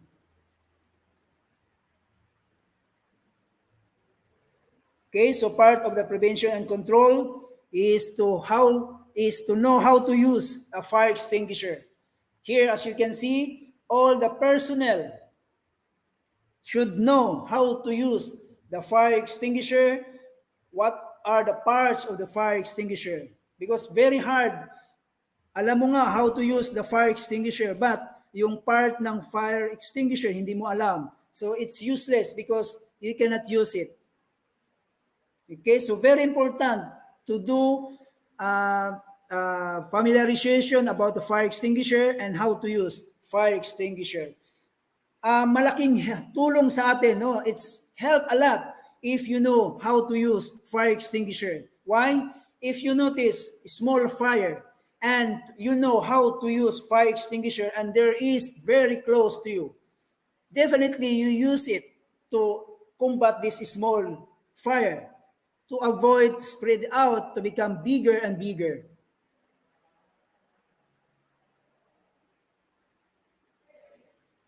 Right, so also the fire hoses, no? So all personnel should train about how to use our fire hose inside the fire hose cabinet. As you can see here, our water is so nice, no? Because our emergency water pump function very well. As you can see, the distance of the fire from the fire nozzle is very long. It's reach about 20 to 30 feet. So it's enough to eliminate fire. All right, so in earthquake drill also, ganun din. First thing to do is we know what is earthquake and how to mitigate the damage. So earthquake cannot avoid, no? So what we're gonna do is to mitigate the damage. So bawasan, ma-minimize ang damage. So what to do before an earthquake? What to do during an earthquake? When you are inside the building, outside, in the road, and even along shoreside. And what to do after an earthquake. Okay? So same thing. We conduct a short briefing or a training to all personnel. That also, we're going to do that during the face-to-face class. Okay? In this scenario, we're doing our emergency earthquake drill. Okay, so when you are, we call it, when you experience an earthquake, so you're gonna do like this procedure. Okay, so we have duck or drop, cover, and hold. So this is the basic one during the great shaking. So when we are experience shaking, definitely do not run, do not go to the door and escape. No. So ito ang unang gawin pag may lindol. So ang gagawin, drop, cover, and hold. So maghanap ng mga table, chairs, or ano bang makapag-cover sa'yo to avoid to hit debris falling from top.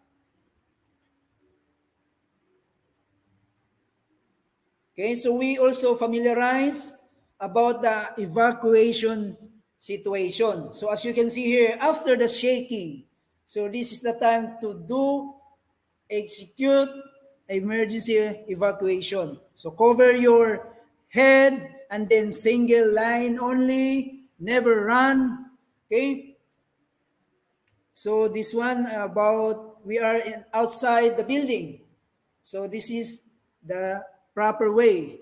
So single line, and then in the evacuation area or in the location, a safe location area, we do like this. One, we call it one single lane. So our, what we call this, our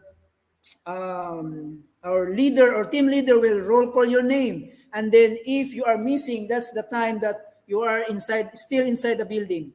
And the time that the rescuer looks for you.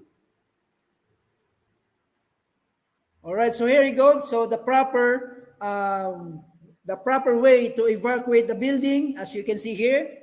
So separate yung mga babae sa lalaki. So we call it body-body system. So this is the proper way. Never run, cover your head. So we evacuate or we execute this evacuation during the earthquake already or stop. Okay? So wala nang earthquake. Wala nang shaking. All right?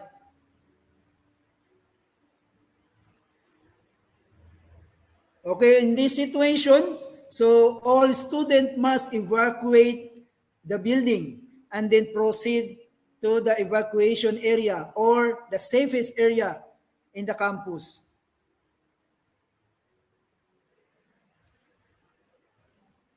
All right, so this is our evacuation area before, but we have a plan to relocate this evacuation area to the Kingdom Plaza. We will inform you later about this one because this is under negotiation. We need a confirmation from the top management on this. Okay, so before, as you can notice, so dikit-dikit, walang face mask. But now, no more. We cannot do this kind of situation. So still, we need wearing a face mask and a physical distancing. Okay. So like this, we do that before.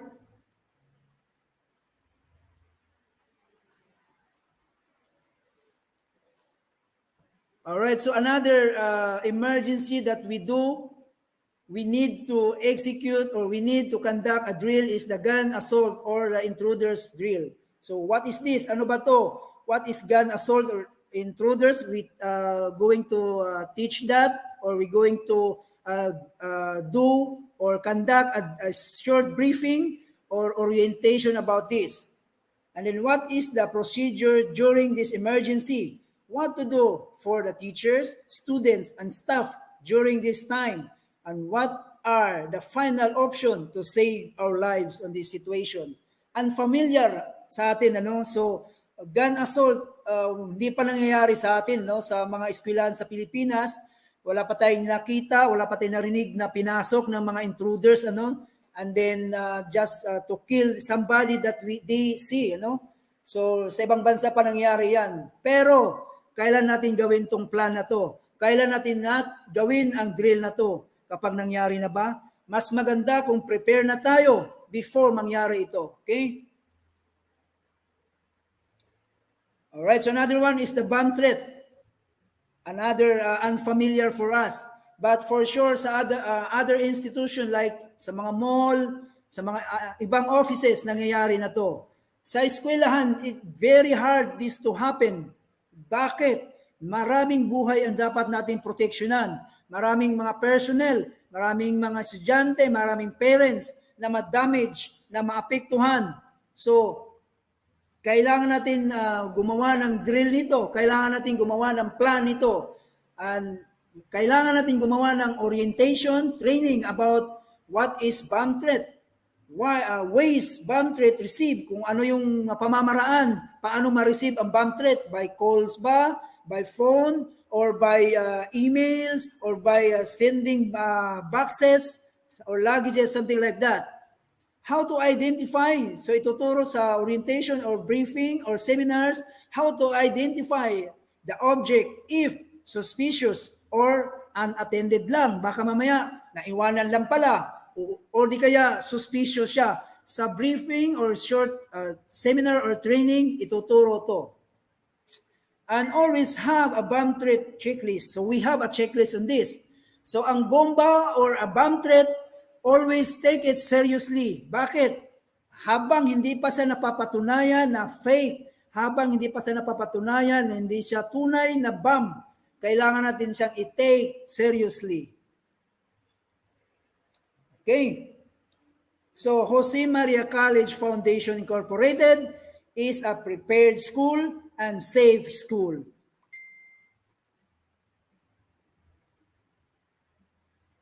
All right, so that's for all for the safety and security section. Thank you very much.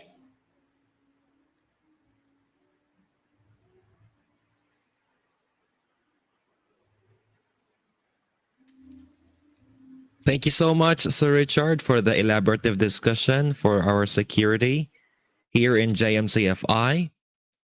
Thank you so much, sir. This time, may we call on our Chief Librarian, Sir Rafael L. Garcia, to discuss. Good morning, sir. Hello, good morning, sir. Sir Raf. To our founding president, Dr. Pastor Apollo C. Kibuloy, to our school president, Dr. Felix C. Chavez Jr., to our school administrator, Ms. Rosemary M.D. Magnaong, school officials, to our beloved parents, and most especially to our dear pupils or students, a blessed morning to all of you.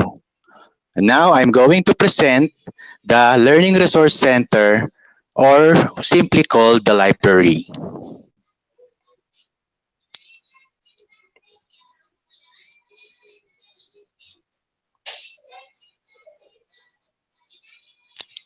Okay, first let me introduce to you our staff.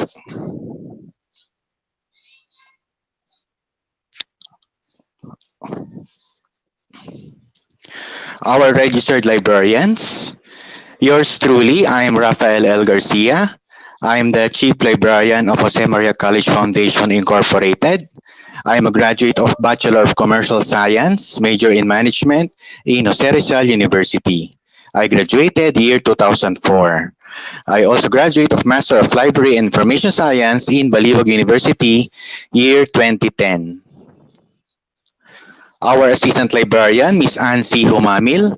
She is a graduate of Bachelor of Arts, major in Labor Science in University of San Recoletos, Cebu City. Year graduated 1992.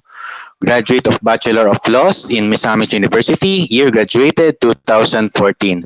Currently taking up the Master in Library Science at University of Mindanao.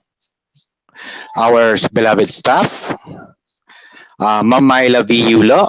She's a graduate of Bachelor of Elementary Education in Binalbagan Catholic College, year graduated 1990, with complete academic requirements of Master of Arts in Education at West Visayas University, Iloilo City. Mr. John Paul Bailon. He is a graduate of Bachelor of Science in Business Administration in Carlos Hilado Memorial State College, and he graduated year 2009. For our additional workforce, Ma'am Flor de Lisa Lacdao, she studied Bachelor of Business Administration, major in Management in the National College of Business and Arts. And lastly, Ma'am Jeneline Dadal, she graduate of Commerce in the University of Iloilo, year graduated 1986. Okay, the most important asset of any library goes home at night, and that's the library staff by Timothy Healy. Okay, so that's the library staff for the. Then I will now introduce to you the Learning Resource Center. Okay, so this is the Learning Resource Center Ibed Library. First, we have the vision. The Jose Maria College Learning Resource Center, JMC LRC, envisions as a leading academic support organization in the Philippines and worldwide, providing excellent quality information, resources, facilities, and services for lifelong learning supportive to the total human development and well-being of society and the environment that can compete for changing and modernization globally. So that's our vision. We are competing for the changing environment, from being a traditional to modernization globally. So that's one of our vision. Sumasabay tayo sa agos ng pag-unlad. Okay? And for the mission, the GMC LRC supports the institutional goals and objectives on instruction, research, and community extension through bibliographic and physical organization, circulation and reservation, reference and information services, media and information literacy, and preservation of library resources, and for online research to develop the 21st century learners to become professional, responsible, and God-fearing citizens. So as ang ating mission, not only to make our dear students become a professional someday, but also to become a God-fearing citizen. So napaka-importante po na meron tayong mataas na pinag-aralan, values, at higit sa lahat, meron tayong takot at pananampalataya sa Diyos. Okay, for the Ibed Library, 8 a.m. to 5 p.m. It is open from 8 a.m. to 5 p.m. Monday to Friday, closed every Saturday and Sunday. So this is also open for pickup services for online students or clients. Okay, for the library borrowing services, students, 3 books, 3 days non-fiction, and 7 days for fiction. The non-fiction books are the books used by our pupils or students in their studies like English, mathematics, science. So that's the non-fiction books. For the fiction books, these are the pocket books related to storytelling like Harry Potter, The Lord of the Rings, and that's it. That's the fiction books. For the faculty, 5 books and good for 1 month. For the fines, if exceed 1 day, the fines will be 5 pesos per day. So, 5 pesos per day po ang ating books. Pag lumagpas po tayo sa due date, so you need to aware when to return your borrowed books. It is only good for the non-fiction 3 days, and ulitin ko po, the fiction books for 7 days po. 5 pesos po kapag lumagpas po kayo sa due date. Okay? So these are the email addresses. I'm going to send this to our school officials, Ibed principal. Then it will be the brochures. Then it will be distributed to all of you po. This is our email addresses that you can email in making transaction in the library. Okay, reminder for students. Okay, do not disinfect borrowed books or items to avoid book damage. Return the book by any book drop provided by at the JMC entrance. So this is a reminder to all of the pupils and students na huwag niyo pong lalagyan ng alcohol or any chemicals ang atin pong mga hiniram na libro, at it will cause deterioration and damage sa ating mga libro. So huwag po natin gagawin po ito. Next, take note, books or items remain 72 hours quarantine before it will return to the library sections for the next users. So it will be quarantine bago po magamit ng susunod na users po. We need to be safe all the time po. Next, this is very important. Report immediately to the library staff the lost books. A processing fee of 100 pesos for the lost books. So this is what I am talking about, the borrowing system and these fines and the processing fee. This is all included in our LRC manual. So it can be changed. It can be changed or revised. So first of all, ingatan po natin ang ating mga hiniram na libro. Huwag po natin itong iwawala. Make it safe po. Keep it po, wag niyo pong ilalagay kung saan-saan dahil ang penalty po ay 100 pesos. Then you need to replace the books po na inyo pong nawala. So that's a very stressful po sa part ng ating mga parents. Okay? For the other library services, photocopy per page, 1 peso for short band paper and 150 for long band paper. Then for the print, 150 for short band paper and 2 pesos for long band paper. So ito po ang ating library services aside sa borrowing of books. Makakapag-request din po tayo ng photocopy and print. Okay, using DDS or document delivery services. Using document delivery service, students, faculty, and staff may request scans of journals, articles, and book chapters from materials available in the library print collection. Staff will scan articles or book chapters and deliver them as a PDF to library patrons' JMC students' accounts. So 2 to 3 titles or topics. So when you email us, you can request for the scan copy of your research or your topics, then it will be sent back to you. So 2 to 3 titles for topics per day po. So makakapag-scan po kami ng inyong mga nire-research po or studies, and then we will send back to your respective emails po. Okay, this is our library online services, the COA ILS. The link for the COA ILS or COA Integrated Library Solution is library.jmc.edu.ph. So ito pong COA, I will discuss it later po. Then the Odilo Digital Library, this is a collection of e-resources. The link is online/library.jmc.edu.ph. Okay? So this is the COA. This is the platform for the COA Integrated Library Solutions. As of now, this is under processing po.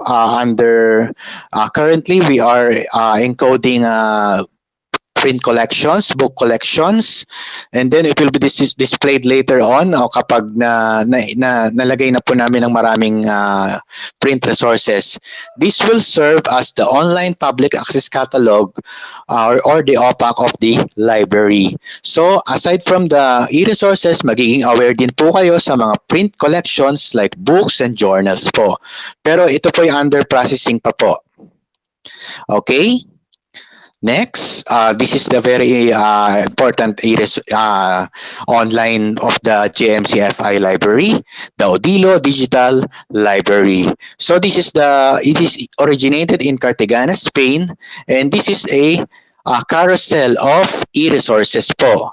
Kung meron po kayong mga Netflix sa bahay, may mga movie collections, ito po ay carousel po ng mga e-resources po. Kung ang Netflix ay meron pong mga carousel ng mga movie collections, ang Odilo Digital Library po ay may carousel ng mga e-resources like e-books, audiobooks, and a few journals. Ayun po ang ating Odilo Digital Library. And it will be discussed further sa ipapakita ko pong video.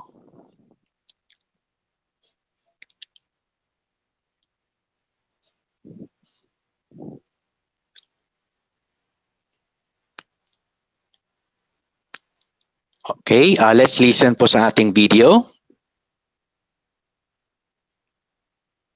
Let's watch this po. Good morning and welcome to your orientation for the Odilo platform, specifically for Jose Maria College.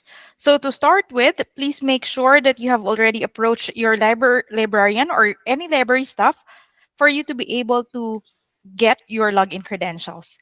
So to start with, we will go through the URL of online-library.jmc.edu.ph, and when you are already into the platform, as you can see, you do not have a register button. That's why from the very start, I asked you to be able to go to your librarian or any library staff for you to be able to get your login credentials. Then, for you to start exploring the platform, you need to go and log in. So after you key in your user ID and password, mhm, you will be able to see that there already is a difference into the platform because it already contains the circle here, which is your user area. So let me begin with a tour of the components of the platform. So this is your home button for your Dilo Digital Library for Jose Maria College. In your upper right corner, you will be able to see five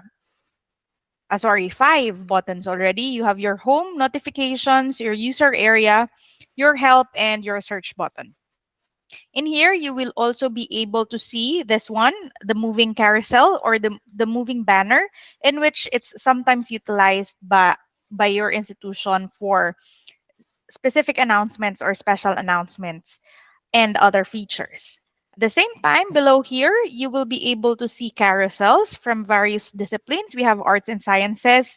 We also have accounting, business administration, and criminology, and a lot more. So this one, these carousels may be changed or it would vary depending on the need that your institution have identified. But very first and very common question after they have signed in is how to access the resource. It's very simple. You just need to go to the search button here, then key in your keyword. You can browse through the full catalog, also the learning experiences. At the same time, you could browse via the formats, the publisher, the author, or the topic being used, and at the same time, the publication year. But the easiest way is for you to be able to search via keyword. So for instance, I would like to put in the keyword as education.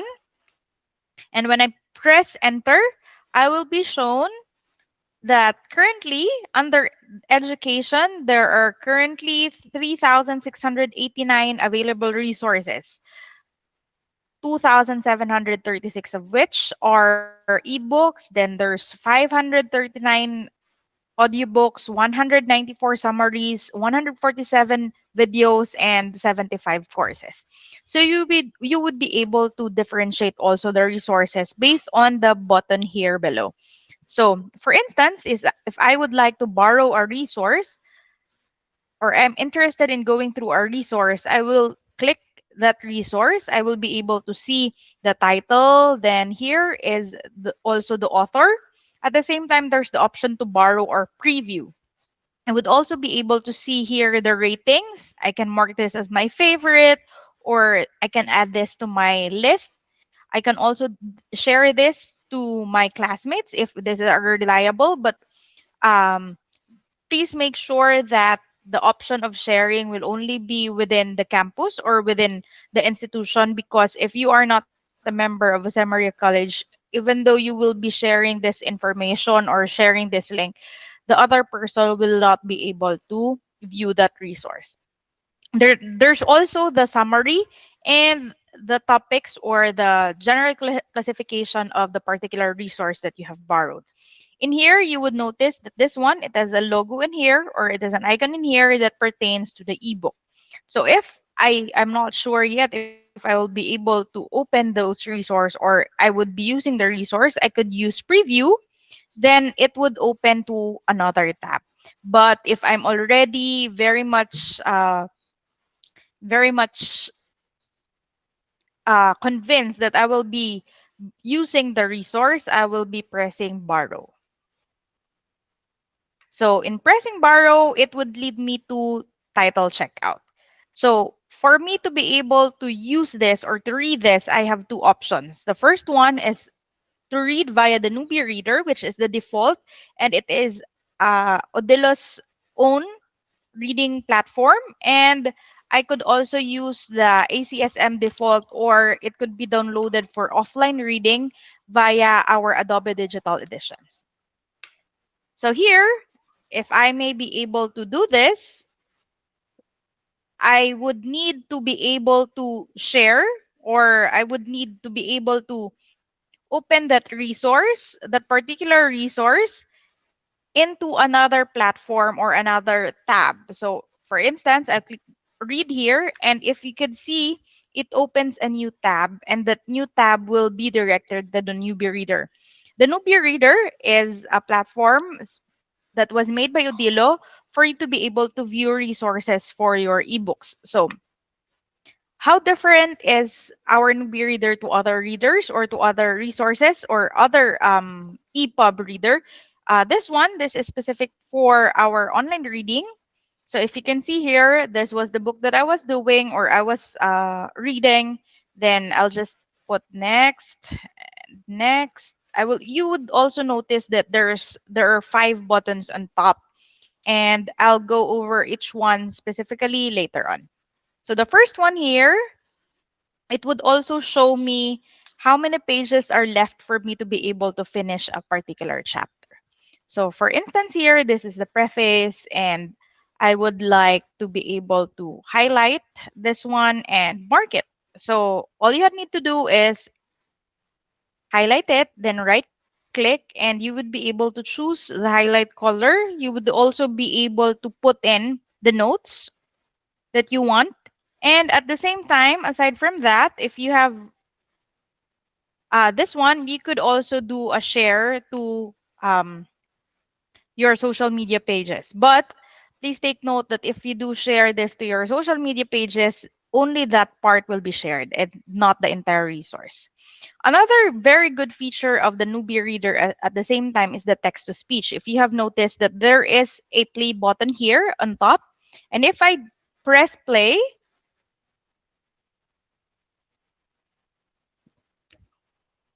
If you play that, you will hear a sounds the Odilo can read for you.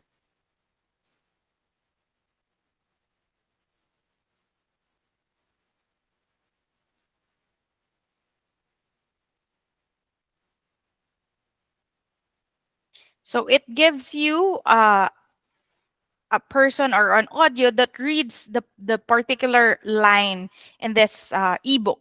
And at the same time, what's good about this is you could also just listen to this one while just riding or commuting, or if you are very much tired of already reading from your different devices, you will be able to use it, or you will be able to just listen to the resource that you currently have.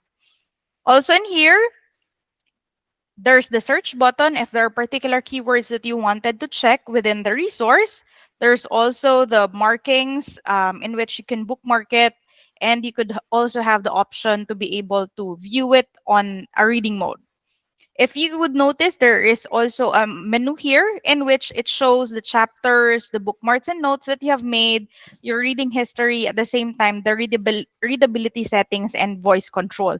So for the readability settings, we're very much proud that into the Odilo platform with the use of the Nubia Reader, this is a PDF or ebook reader that is very much helpful for those who have the condition of um, those who are very much having difficulty because they are experiencing some kind of challenge into the reading, which is actually our what do you call this, our uh dyslexia. For those people who currently have dyslexia, this is a dyslexia friendly font for everybody. So if I would be able to finish all this, there's no need for me to just go back or click back because it's already in another tab. So what will I be doing is I'll just be going back to the main page, and I will be able to select more other options. So if I go to the page here as well, and I go to my user area, I will be able to see into the checkouts the number of books that I have currently borrowed, how many days left for me to be able to read those resources, and when will it be expiring. So for this one, we have a rule that a maximum of 5 resources may be borrowed simultaneously, and maximum borrowing time is 21 days, but it would depend on the resource that you are currently reading. reading, some have only 7 days validity period or reading period. So into your user area, you will be able to see the checkout, the on holds would mean that if a particular book only have very limited copies and you currently or somebody else is using it at the moment, so you will be directed to the on hold. And when that book is already available, you will automatically be notified and the book will be given to you automatically at the same time. For the checkouts, if I may reiterate as well, there's no need for you to be able for your teachers. There's no need for or the librarians. Usually in traditional library, we need to be able to return the resource. But for this one, it will be returned automatically if you were not able to return it on the specific time allowed. There's another one for the list, those that you have marked as your favorite. There's also the checkout history, the search history, the device management, which is very much important, and at the same time, your account. So I think that's it for the short overview of how you will be able to use the resource for the Odilo platform. So if for anything, please do not hesitate to contact your librarian, or you can send us an email, or anybody can be able to go to your librarian or to your technical staff for us to be able to help you improve the platform and be able to give you more suggestions and make your experience, Odilo learning experience for Jose Maria College very seemingly and very seamlessly and very much productive. So I think that is it for my short orientation on how to go or how to be able to use your resource for Jose Maria College. Again, do not forget to go to your respective library staff or librarian for you to be able to take your login credentials. So the URL again for this one will be online-library.jmc.edu.ph. So thank you very much for the short orientation, and I hope you enjoy your Odilo experience. Okay. So thank you very much po, ma'am. As of now, I will send to your school officials. Then it will be distributed to your teachers, then to all of you, your username and passwords for the Odilo Digital Library. And as of now, we are on the process of progressing our collections, our books, journals, and also we will propose useful e-resources for our library. And for any question and any questions, we will answer that later sa ating question and answer forum. Thank you very much, and God bless po sa ating lahat. Thank you so much, sir. So there we have it, our Chief Librarian, Sir Rafael L. Garcia. Thank you so much, sir. All right, J. Marians, next to discuss is our school physician. May we call on Dr. Raymond G. Libongkogon. Good morning, Doc.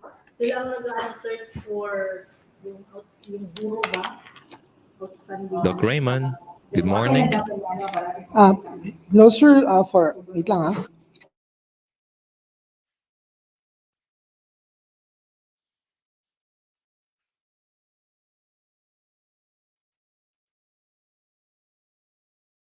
All right, while waiting, let us play this ad first. Power up your school life with an assured, consistent, and quality brand of education. Welcome to the school year 2022-2023. We are pleased to announce the Jmcfi Ibed will provide face-to-face classes for students in preschool, grade school, and junior high school. Furthermore, JMCFI commits to the principle that no child should be left behind. Learners who cannot attend face-to-face sessions due to a variety of factors such as health or distance are given the option of choosing online or modular.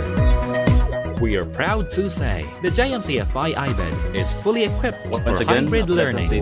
At JMCFI, your future is our mission. Enroll now! For more details, visit facebook.com/jmc.ibed.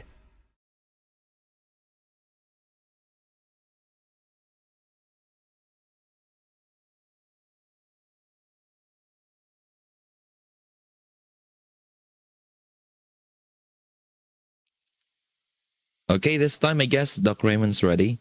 Hey Doc, good morning.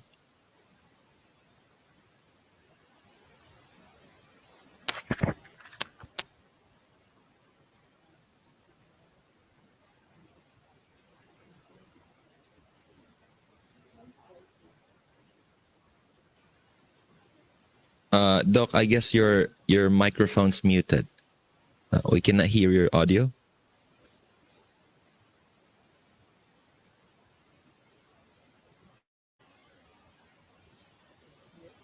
Okay pa.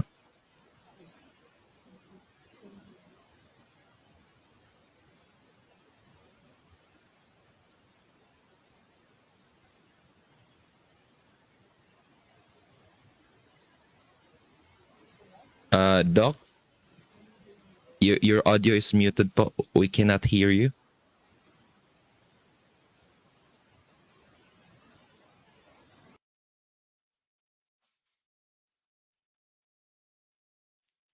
Okay. So while waiting, Dr. Raymond will fix his audio first. Let's proceed first to the transportation department.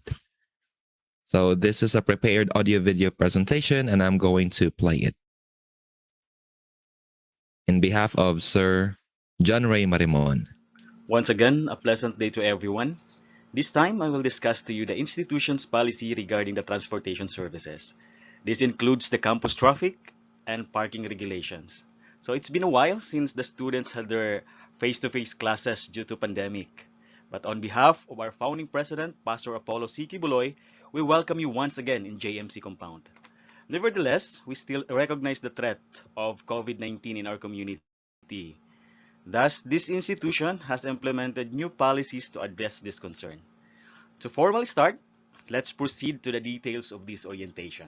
Once again, I'm John Ray P. Marimon from Transportation Services. So the Transportation Services is under General Service Office, together with the Safety and Security, Physical Plant and Facilities, and Housekeeping Services. The Transportation Services is responsible for overall planning and management of vehicle routes, scheduling, vehicle maintenance and acquisition, in charge of scheduling and assigning service vehicles with approved travel order.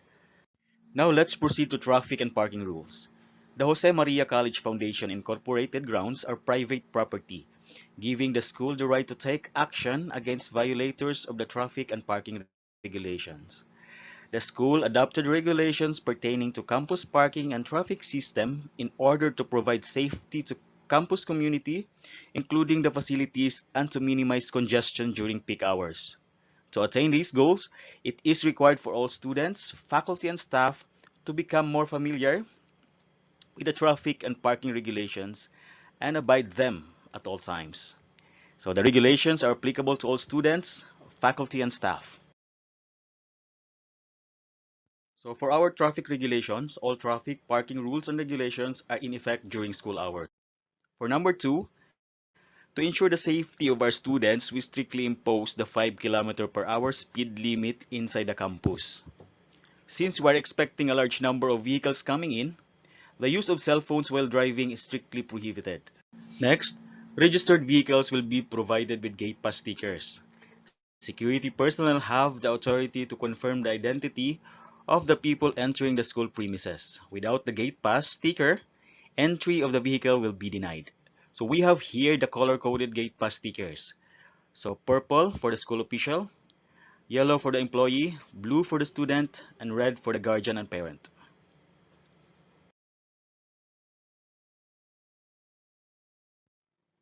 Next, driver must follow all traffic and street signs inside the campus. Alteration, removal, and defacing any of signage are prohibited. So while you're driving inside the campus, road and pedestrian courtesy must be observed at all times. Threatening or verbal abuse of students, fellow drivers, parents, traffic guards, or any member of the school community is considered a violation of JMC traffic rules and regulations. Number 7, loading and unloading is allowed at designated areas only. So during drop-off and pick-up of our students, we have an allotted area for that. Now let's proceed to parking regulation. Number 1, parking is allowed only at designated areas. It is strictly prohibited to park on main roads, driveways, sidewalks, footwalks, and loading zones. Our entry and exit point is in front of the Kingdom. In front of the Kingdom Plaza as well is our parking area. That includes the reserved parking for the school officials, faculty, and staff. So our loading and unloading area is in front of the triage and in front of the cathedral area. So security personnel will assist you in parking area from time to time.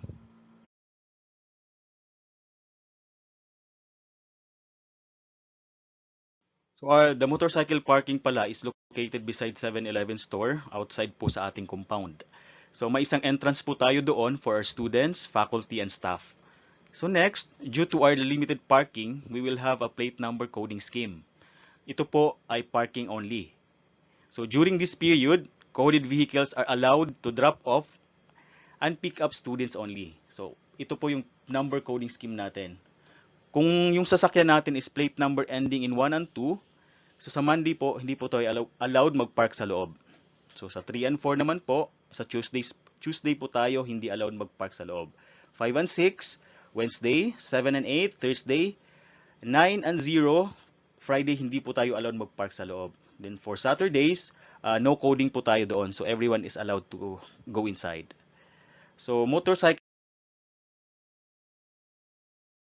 parking po, like I said earlier, is located beside the 7-Eleven store outside the compound.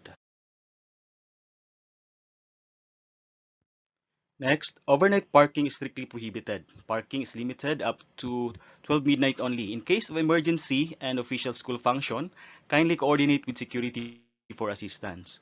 Number 4, car must be parked properly and should not occupy 2 parking slots. Parking in any manner which obstructs the free flow of vehicles is prohibited. Make sure that your car is always within the space allotted for 1 car. Ang parking style po natin is perpendicular backward parking. So all vehicles must be facing the Kingdom Plaza. Number 5, parking in reserved areas is not allowed. So parking areas for person with special needs is strictly prohibited. And number 6, leaving your vehicle unlocked while parked is not allowed. The school is not responsible for any loss and damage to property inside the vehicle parked within the campus. Make sure din po na yung windows natin are closed at all times.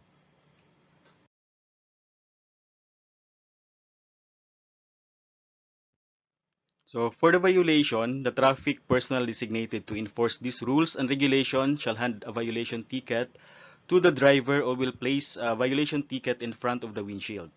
This is for all the motor vehicles being cited. This will serve as proof of legal delivery of the violation ticket. So the following are the sanctions for each violation. First offense, obviously we'll give you a warning. For the second offense, we will give you warning again and we'll recommend you for reorientation. And for the third offense, this is the removal or suspension of a gate pass sticker. So that would be all for our presentation. If you have question and clarification, please course through to the host of this program. So once again, welcome to JMCFI and have a great day, everyone.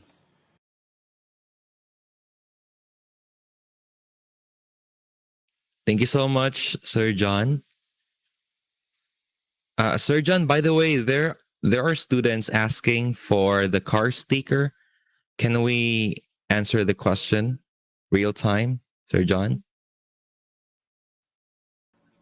Good afternoon, everyone. Good morning pala.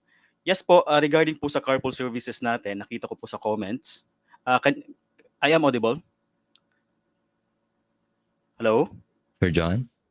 Hello? Am I audible po?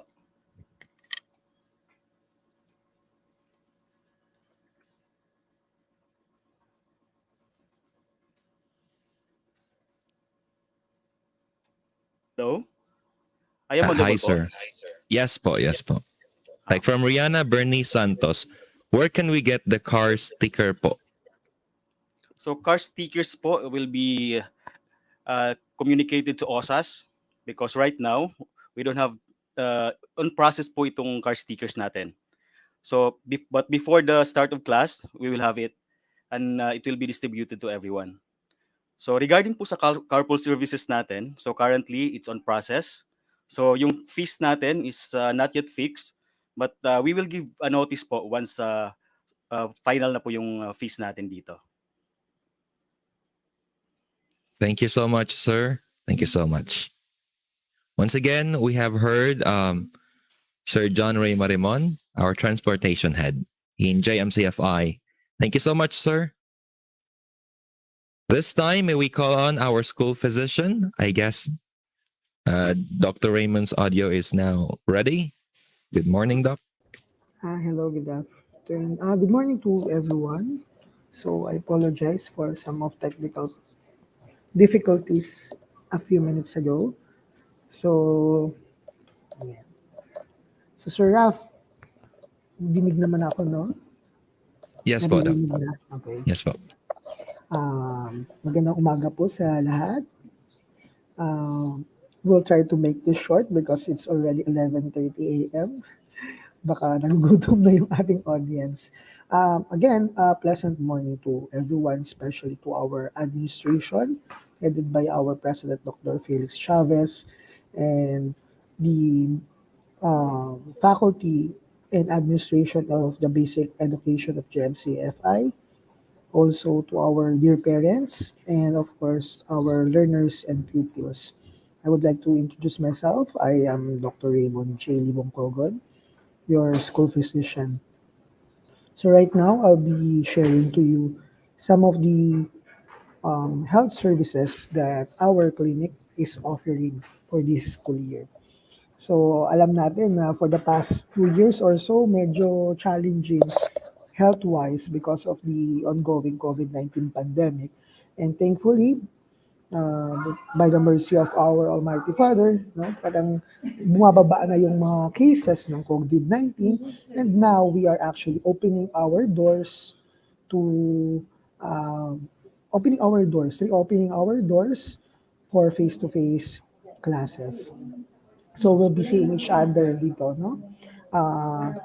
So with that in mind, I would like to share again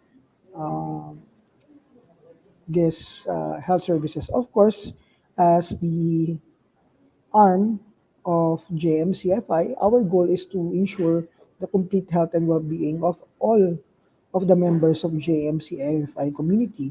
That includes the faculty, employees, and of course our stakeholders, our students and their parents. So for our services, we provide medical and dental services in the school. So right now, we have a part-time school physician, a part-time school dentist, and one full-time school nurse. So pagbalik ninyo, when you come face-to-face, you will be able to meet some of our staff there.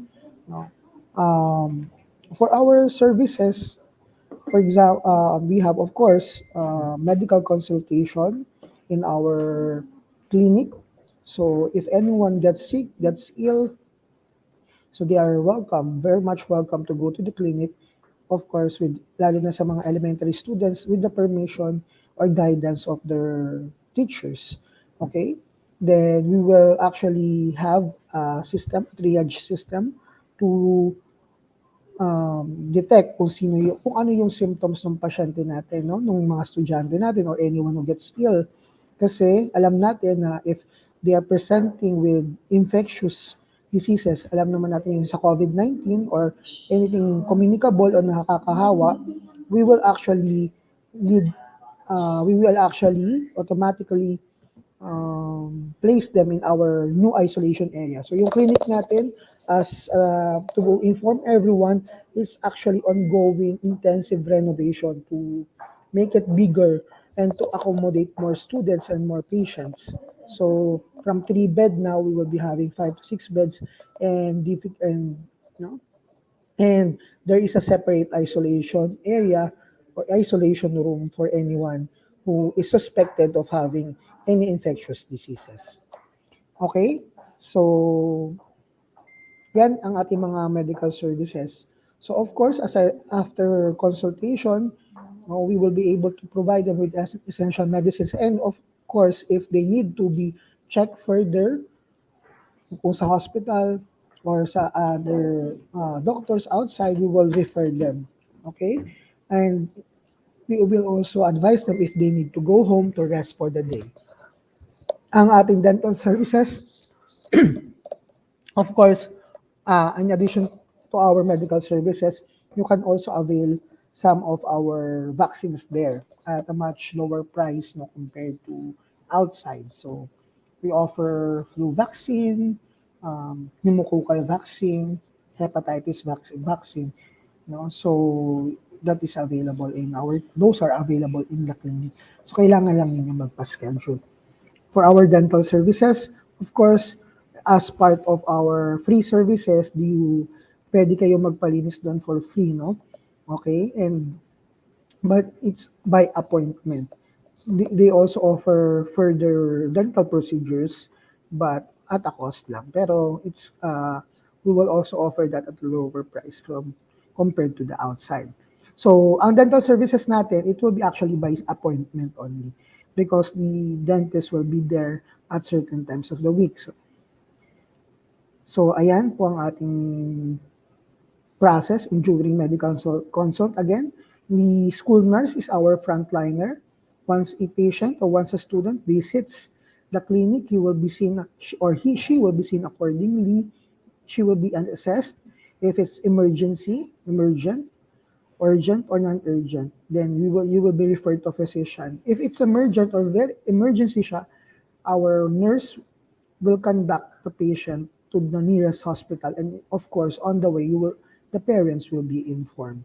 So, meron naman po tayong on standby na ambulance here in the campus, so we will be using that during emergencies.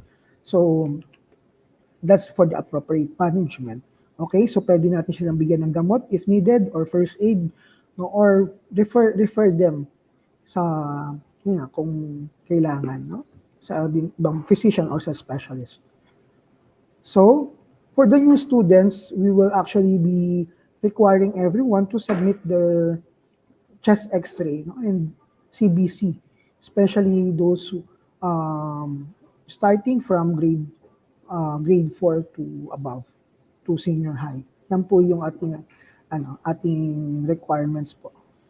So that we'll be able to screen you, lalo na po yung chest X-ray. It's a simple and very affordable and cheap diagnostic test, but it will actually see a lot of things. No, kung meron sakit na infectious, ano ba makikita natin sa X-ray? No, of course, number one, if you have an infectious disease like pneumonia, na madaling makahawa sa ibang estudyante, or yung much more na chronic o yung matagalang sakit like may TB pala yung mga pasyente, ay mga anak ninyo, or tinatawag na primary complex na naririnig po natin, it can be actually detected. So one of the things that we will actually require everyone, no, for this, and of course, for the whole year, lalo na po sa ating mga new students at hindi, this is for all, no, we will again schedule a screening for all of the students, no, lalo na mga pupils po natin in elementary. Kailangan po natin sila ulit matimbang, makunan ng height, no, tinatawag natin anthropometrics, para po ma-detect natin if there are certain baka naman po masyadong meron palang red flags or risk for malnutrition or no. By using those parameters, we can actually detect them ahead of time and advise the guardians or the parents accordingly. So, okay, sometimes kasi hindi natin alam, hindi na pala maganda ang nutritionally yung mga anak natin, pero very active pa rin sila, no? So, hindi agad yan na-detect. Pero using those simple tools, we can help assess your kids. So, again, we are actually enforcing strict COVID-19 precautionary measures. Once inside, we are actually implementing yung pagsusuot pa rin ng face mask here in the campus. We also advocate social or physical distancing. We will again reiterate or emphasize hand washing to the pupils or to the learners. So while here, they will also be taught by the health services personnel and of course their teachers about hand washing. Okay? So we also do regular health blast program. We will be disseminating memos, infographics, and scheduled mini conferences or seminars regarding health all throughout the year. So, and again, I've mentioned this already. There will be health screening among the students for this school year. So it may take time, but we're targeting that within the year we'll be able to finish everything. Medyo dumami kasi ang ating mga learners, no? Marami na tayong mga students right now. So kailangan natin i-schedule them properly. So again, I've mentioned this already. We're improving or renovating our clinic, and of course, we're targeting it by matapos siya by next week, no? It will become operational para po may pupuntahan ang mga nagkakasakit po nating mga estudyante. So, ayan. So this is the contact information for the email for the clinic. We'll also be disseminating a clinic hotline once it's already up, no? By next week, we will be able to have that the clinic hotline that you can text or call. So so far I think I've already discussed some of the precautionary measures inside, lalo na pag face-to-face, but I will again reiterate. So I'll present this one. Dali lang po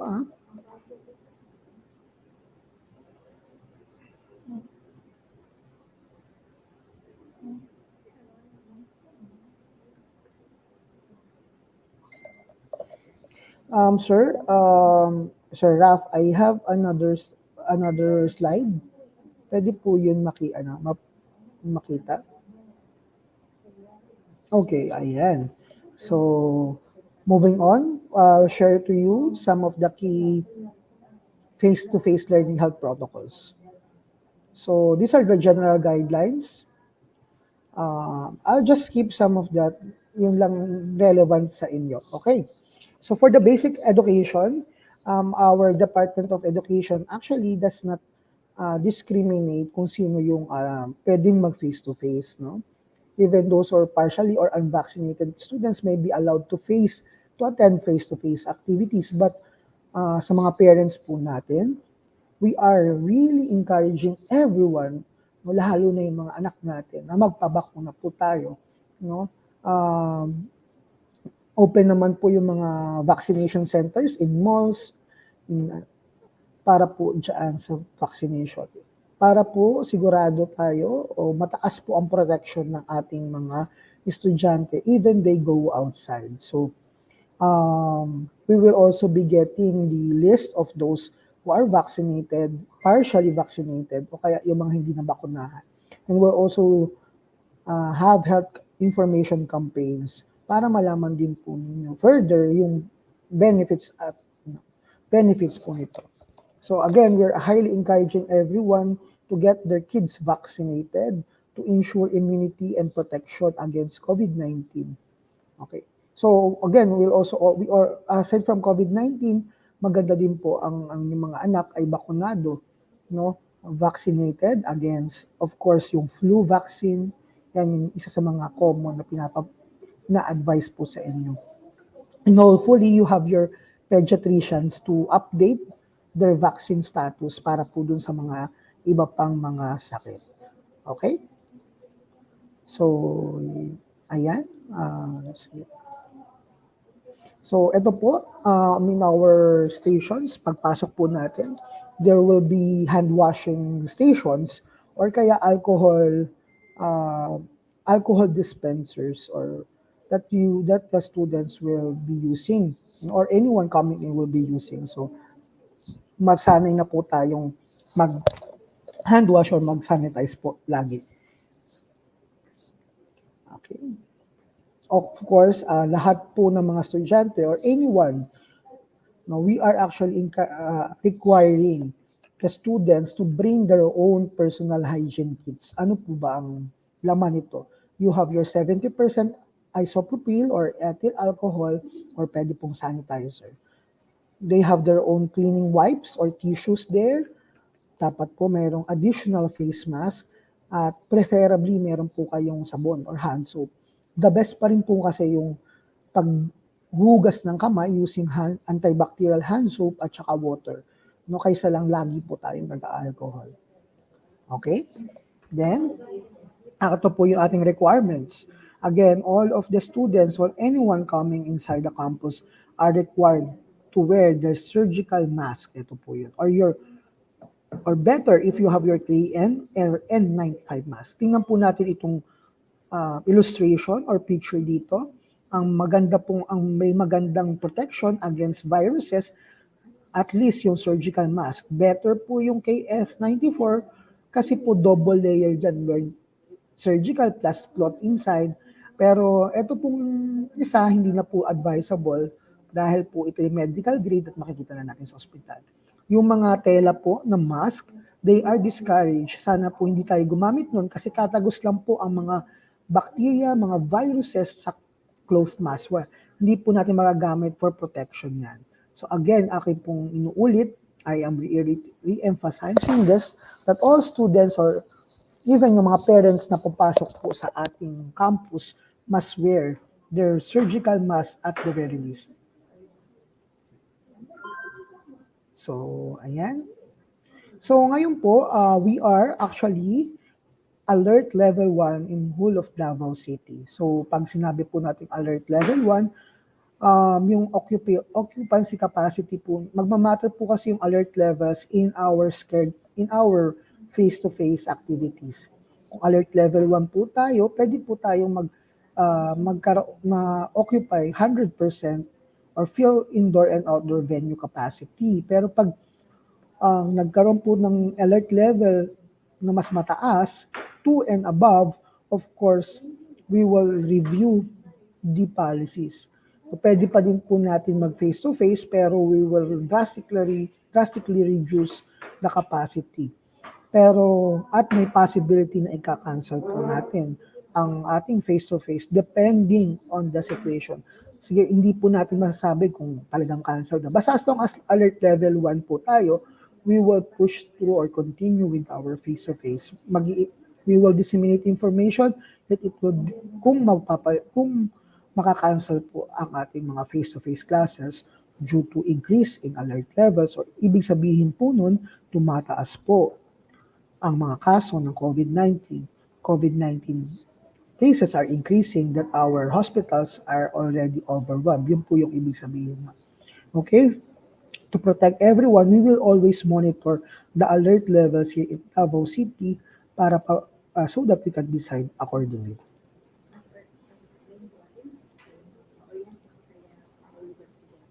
So, ayan po. So, ngayon po, sa mga parents, we would like to remind you that we are actually still using the dome gate and triage area as the main entry point to the campus. Ito po yung malapit po dun sa kingdom na ginagawa, no? But we are actually fast-tracking the opening of the new gate in the 7-Eleven area or beside 7-Eleven.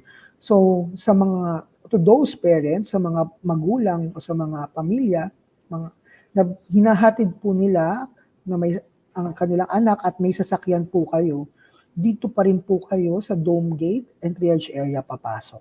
Meron pong di ba po, na-inform na, I think, na-inform na tayo sa traffic flow, no, ng inside the campus kanina.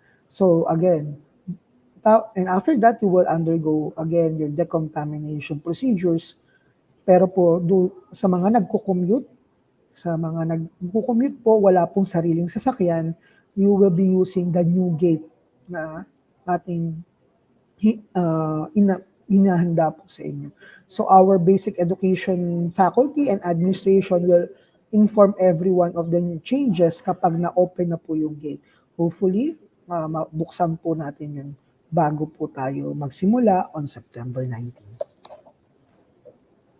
Ayan pa. Okay? So ito po yung pagpasok natin using the Kingdom Gate. You will undergo decontamination procedure. Hindi na po ito gagawin because kung may sasakyan po tayo, no? So based on our traffic flow. Pero magkakaroon pa rin pa tayo ng mga sanitation measures bago pumasok ng main building. So ngayon po, ito po tayo, magiging very strict po tayo dito. We will be implementing the online health declaration form. Okay? So, pwede nyo po itong gamitin through the use of QR code. I-scan nyo po siya and you will enter the online health form. Sagutan nyo lang po yun. Kung ano po laman ng mga, if I believe familiar po kayo, di ba? Pag pupasok kayo sa mga offices or any buildings before, meron kayong sinusulatang papel na health declaration form. Ito din po iyon. Online nga lang po. Okay? So, for those hindi familiar kung paano mag-scan, we will also disseminate the link before the start of the classes via a memo at i-distribute po yan ng inyong mga faculty or advisors. So, ito naman po, we are strongly advising the parents and the students that if you are presenting or experiencing COVID-19-like symptoms, you are advised not to go to classes, not to report to school or duty. You will not be allowed to enter the campus po. So, what are again the common symptoms of COVID-19? Ulitin lang po natin, pero of course, lagnat, ubo, sipon, panghihina, nawalan po ng panlasa at pangamoy, even po nagdadayariya, pwede na po yan. Simptomas ng COVID-19, no? Pananakit na lalamunan, sore throat, pananakit ng katawan. So, yan po ang mga common symptoms ng COVID-19 na kailangan po natin bantayan. Ulitin po natin, kapag ito po ay nararamdaman ninyo, wag na po ninyong pilitin pumasok. Okay? Huwag po kayo matakot na may mamiss na klase ang estudyante. No? Mas importante, sigurado po na healthy at safe po ang inyong mga anak. Okay? Kakausapin naman po, mayroon naman po yan consideration sa mga na-miss na klase because this will be considered as excused absence or absences. So, yan. Ngayon po, pinapaalam na din po natin sa ating mga students at sa parents that there are restricted areas inside the campus. Hindi po tulad dati, di ba, na kung saan-saan pwedeng magpunta ang mga students natin. So may limitations na po for the meantime dito sa loob ng campus. The goal for that is to decrease the risk of transmission and spread of communicable diseases or nakakahawang sakit. Hindi po natin kasi alam, no, kung lakad po ng lakad, takbo ng takbo kung saan-saan ang mga estudyante, kung saan-saan pupunta, hindi po natin basta-basta makontrol kung sino po yung mga tao na magkakaroon po sila ng contact. No? Kahit kasi lalo na po ngayon, marami rin po ng mga COVID-19 positive, wala po yung symptoms. So, to minimize the risk of spread, naglagay po tayo ng mga restrictions in the campus po. At sana po ay lahat po tayo mag-cooperate, makaunawa po kung bakit natin ito ginagawa. Ito po ay para po sa protection ng lahat ng ating mga estudyante. So, ayan po. So, paano po, may isa pong tanong dito lagi, no? Kung paano po kung mag-positive po yung aming anak or kung sino man po sa loob ng classroom. So una po sa lahat, kapag may nag-positive po dyan sa mga estudyante natin, yung buong klase po ay makakancel po ang kanilang face-to-face activities. No? Kasi po, considered na po silang close contact lahat sa kanila. So, i-inform naman po kayo kung may ganitong sitwasyon. At doon po halimbawa sa klase na yon, for example, sa klase na yon, lahat po ng mga estudyante o na-expose doon sa nag-positive, lahat po, pag sinabi mo po kasi i-quarantine po yan kahit wala pong sintomas. Ang minimum po niyan kapag bakunado ang inyong anak, 5 days po na maka-quarantine po siya. Okay? So, pag nag-positive naman po sila, okay, at nag-positive lang bigla at walang sintomas, meron po tinatawag na isolation ng 7 araw. Pag nag-positive po sila, tapos po sila ay may mild symptoms, ganun din po, i-isolate pa din po sila ng 7 days. Para po ito sa lahat ng mga bakunado ha, pataas ng pataas po, depende sa sintomas. Kaya makikipag-coordinate po ang inyong advisors, principals, at ang health services section sa mga magulang para po ma-monitor ang kanilang anak at malaman natin kung ano po ang mga sintomas nila. So, syempre po, pag hindi po bakunado ang iyong anak, mas mataas po na bilang ng araw or number of days, ma-isolate o maka-quarantine po sila. Ito rin po ang isang reason para po ito po ay kaya po amin pong ini-encourage ang lahat na magpabakuna talaga. So, ayan. Asan nga pa yan? Again, if a student, faculty, or staff has tested positive for COVID-19, all limited face-to-face activities shall be canceled until prior notice. Specifically, yung klase po kung saan po nag-positive yung bata. We will notify everyone, the guardians, and all of those exposed individuals will be mandated to do home quarantine procedures. So, yan po yung ating gagawin when there is a positive. So, pagbalik po nila, of course, we will follow the quarantine and isolation protocols set by the government, saka pa natin masasabi na pwede na silang bumalik. Pero, para makabalik po sila sa face-to-face, kailangan po nila ng medical clearance or certification. So, hihingin po namin yun. Okay po, that ends my presentation. Maraming salamat sa pakikinig. Thank you so much, Doc Raymond, for that elaborative discussion. Now, last to discuss, may we call on our ICTO Director, Sir Ken Centorias. Sir Ken, good afternoon. Hello, good to naman, no? So, good noon for everyone. Wait na, I'm gonna share my slide muna po. Here. Tab. Yun.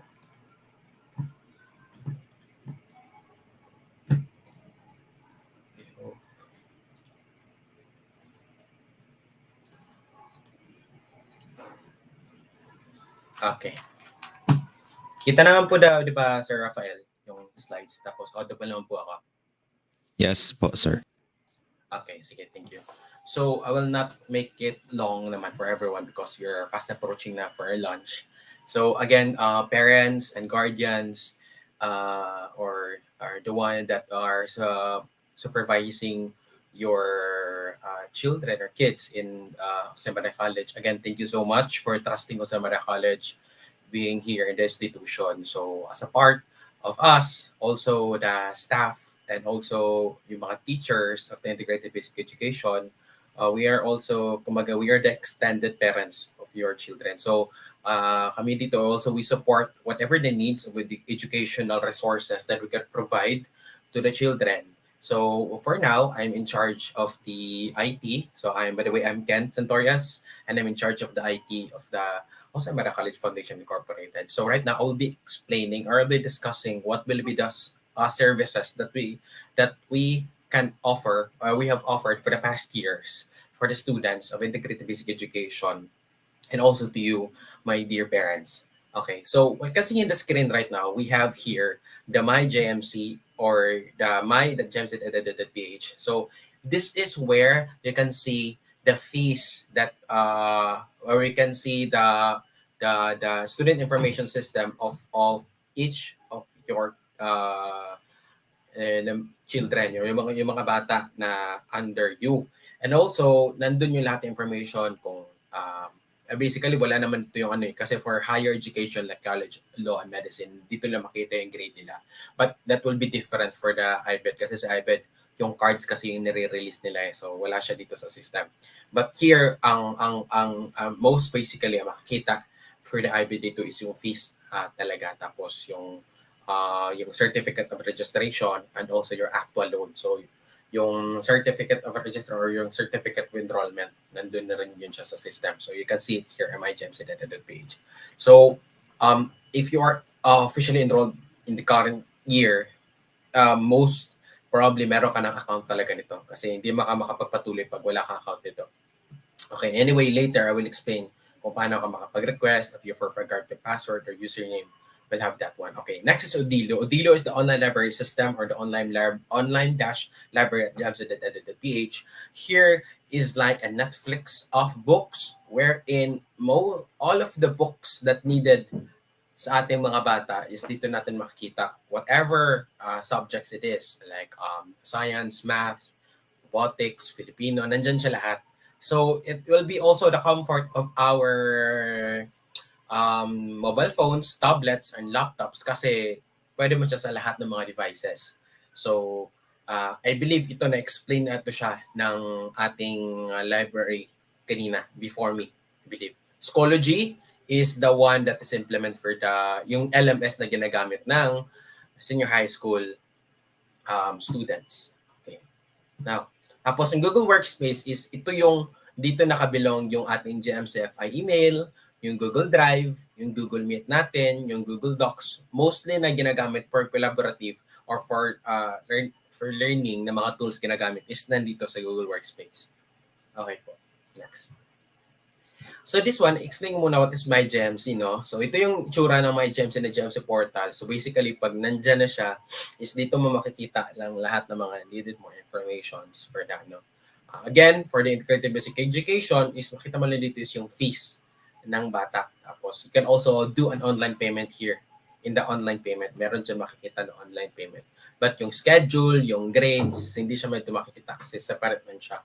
Meron mang ginawa doon si Ibed na ibang in giving you information of the grades so that the parents can also see it. Okay. Okay, ito yung mga features ng MyJMC, assessment and billing, subject enroll, grades, evaluation, enrollment for COR and actual load, proof of payment, online payment, and class schedules. Okay po.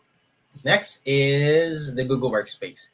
The Google Workspace is here natin, nandito yung email, yung jmc.edu.ph na email nyo. I believe that is very required for you to have kasi all of the transactions within the Jmcfi will be needing this. So, needed talaga to siya. Pag once you ang enrolled, kasi ang ganito yung process, once na or you are validated, dun pa yun siya mangyari na gagawan ka ng email. Kaya that's why it takes time. So from enrollment, pag enroll ka, pag once hindi ka na-process pa kasi yun, after na-enroll, process after na siya ma-process talaga, na validated ka na, doon pa siya magkagawa. Kasi policy kasi ng school na only validated students can have the Jmcfi emails. Okay.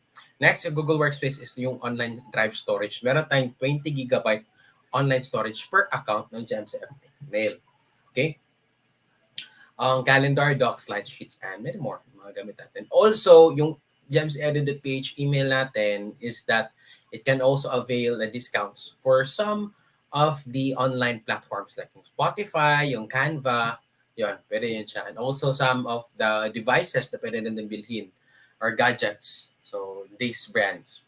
Okay. Online library system is yung Odilo natin. Is like, you can have an offline reading for tablets, smartphone, laptops, and you have almost 3 million books or 3 million titles available. So, we call that one as a Netflix books. Kasi, dahil sa sobrang rami, you cannot even, ma-overwhelm ka sa sobrang rami ng mga books. So, it's very good for those children na mahilig talaga magpasa. Okay, now we'll discuss the IT policies for the students of Jmcfi. Okay, the services is first yung my GMC, na-explain ko kanina.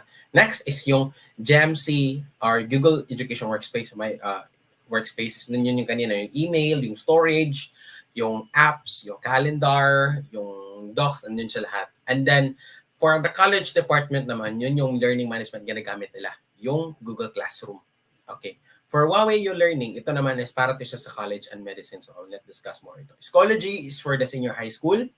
Tech Teach LMS is for the preschool to junior high school na gagamitin na LMS. Okay, Utilo is discussed ganyan siya kanina. Okay, now next is Wi-Fi kasi we're going to have naman our face-to-face classes, no? So I believe na-announce na yan siya ng ating Integrated Basic Education admin kung kailan yung face-to-face classes and what we do. Tapos yung mga previously na nag-talk sa akin before me, I believe they already set the discuss the protocols and also the do's and don'ts during the face-to-face classes. Now for the Wi-Fi naman is, I believe, it is a service that can be provided also to our students. But then again, there are some limitations on kailan siya gagamitin, on what time, on ganito ganyan.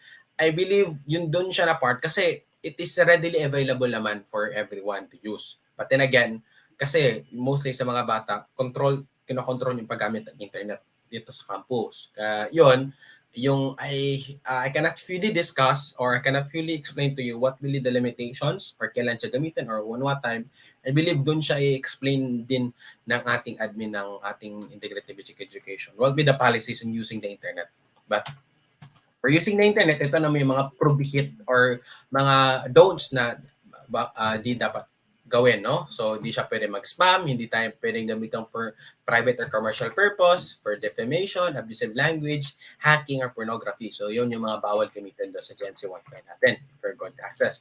So, so consequences. First offense will be the warning. Next will be you will lose your account for the second offense. And third offense, you will lose the internet connectivity access forever. Okay. Again, account request. Only the active student or the current semester or term that can have this GMC accounts, online accounts. So what will be those accounts? Yon, yung mayroon kan my GMC, Google Workspace for our email, you're learning yung for sa Med and Law, ito, Schoology for the tawag nito, Schoology for the senior high school, Tech Teach for the junior high school at preschool, tapos Odilo for everyone to siya. Okay. So, question sir, wala pa ko yung account, ganito ganyan, nakalimutan ko and everything. All of those questions regarding to your accounts is dito siya. Pupunta ka lang sa gemsa.edu.ph, tapos punta ka sa website, tapos you go to the upper right corner, you can see here the GMC portal. Once you click the GMC portal, hanapin mo lang yung button na account request. There, you click that account request button and tapos dun mo na siya i-request. So dun namin kinukuha ang lahat ng request. Either nakalimutan mo, either new account ka kasi you're a new student or transfer of JMC, either nakalimutan mo or you have some, meron kang anything request regarding to the accounts. Andyan lang siya. That is the very portal for everything. Anyway, dyan sa GMC portal, you can have also the other requests. You can see, meron document request for our registrar, account, and I mean official ID request also for our registrar, guidance, and everything. Lahat nandyan. One-stop shop lang siya sa lahat ng services ng JMC. Okay. Again, the account request will process time is 1 to 7 days. So, it takes time, no? Especially right now that we are growing family. So, marami talaga tayong students for this current semester. And then, we were really happy kasi lumalaki yung pop or yung family ng JMC. So, that's why dun sa account request natin is we are doing our best no, na mabigay namin ng lahat ng mga accounts on time. Okay. Make sure also that there is an email, a personal email. So, doon sa pag-request mo ng account, make sure na yung email na nilagay mo doon, yung personal email, yung Gmail mo, yung Yahoo mo doon, na doon namin isasend yung email, yung Jmcfi email mo is working and active. Because we have a lot of concerns na hindi kami nakatanggap ng email, hindi kami nakatanggap ng account because hindi naman kasi active yung or hindi mo ma-open or hindi active or inactive yung mga personal accounts, the personal email yung Gmail tsaka Yahoo. So, matik talaga, hindi mo talaga matanggap yun. So, thank you so much. Okay, password naman is important yung password natin kasi Mostly right now, we're doing everything on online. So if you do everything on online, is password is very important. So you make sure that you keep your passwords and the secure your locations, no? Kasi lahat ng password natin is mostly ginagamit talaga natin yan. So what are the don'ts? Don't reveal it to anyone. Don't reveal to email message. Kaya nga nagsasend kami ng email, di ba? That will be a temporary password. Tapos, don't reveal it to sa supervisor, for the employees, or to others, or to your teachers. Huwag mong talagang i-reveal. So don't hit a format, don't reveal a questionnaires, don't reveal to your family members, co-workers, vendors. Sure, don't reveal to anyone because that is your privacy and that is your rights and that is your account. Kasi sa yun yan. Okay. Emails. Emails is the purpose of this is yun nga. Okay. I would like to highlight the second button here is that Jmcfi is the main communication channel for all Jmcfi transactions. So that is why mostly kasi na whatever your transactions are going to do online in JMC, yung Jmcfi may email talaga yung pinaka-main na channel. So except na lang if you're a new or transfer or bago ka sa institution, so their considerations nga, yun nga, yung personal email pa gamitin. But if you're going na, you're being a part of the family of being a Gmarian, tapos ibang personal email mo yung gagamitin mo for the transactions, most probably hindi kayo entertain. Kasi for security purposes, nag-circulate lang talaga lahat dun sa Jmcfi email natin. Kaya that is why I encourage that you use the Jmcfi email for your Jmcfi transactions. Okay. Google Works for Education, ito na yung ginagamit natin for storage. So, we're highly encouraged na do not put your private and sensitive information for your dun sa drive storage natin. So don't put that there. So for storage allocation, each students can have 20 gigabyte of online storage for educational purposes. Okay. Cyber ethics, that will be the last. Okay. Cyber ethics for Jmcfi. Okay. Responsible behavior or the online learning or online classes, etiquettes, rules, and guidelines. This will be it that always make sure that you look good online. You respect all the other internet users for privacy. So, and also do not cyberbully. Do not be used or rude. Do not be used offensive or rude languages. Do not threaten, harass, or stalk or abuse anyone. Do not store or disseminate any content which is likely be offensive and obscene. And also do not use someone else's password to break someone else's computer. Do not access any data systems that works without the authority or permission of the owner. Do not spread computer viruses. Okay, for schoolwork, thesis, and anything, so do use the internet to help you do schoolwork. But do not copy information from the internet and call it your own. So do not plagiarize. Do use the resources of the internet for educational purposes only. So we acknowledge here and we highly encourage the original work ng each of the student. So copyrighted materials, so do use the internet for learn about music, video, and games, but do not use the internet to download or copyright to share copyrighted materials. We adhere to copyright restrictions and download the materials from the internet. So install or download software is conformity by laws and licenses under the supervision of the teachers. Okay? This one will be the last. Email and instant messaging. So do use the internet communication. Do use the internet to communicate with your teachers, your classmates, friends, family, and schoolmates.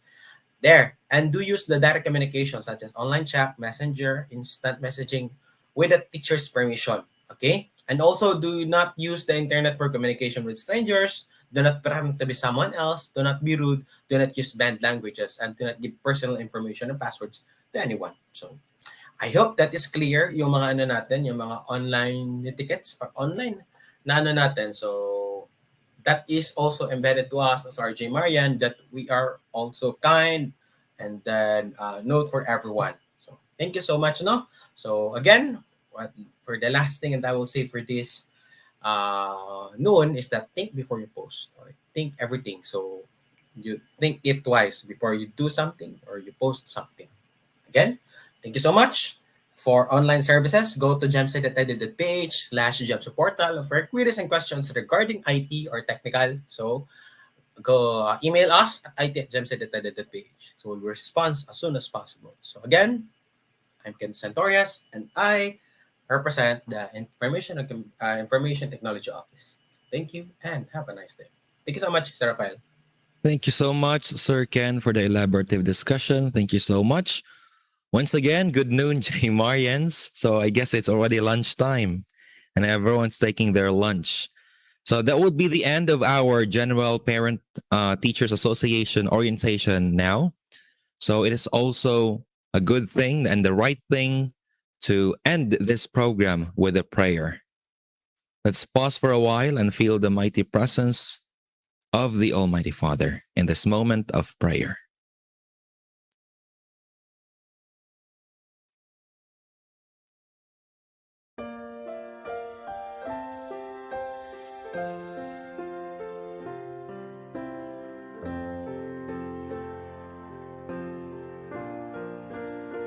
Father, we give thanks that you have allowed us to work together and serve you during this meeting.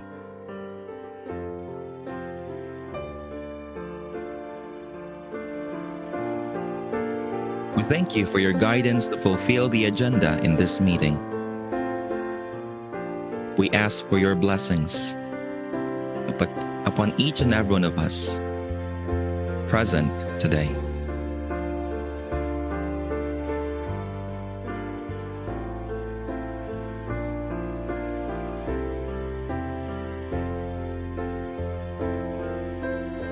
All this we pray in the precious name of our Lord Jesus Christ. Amen.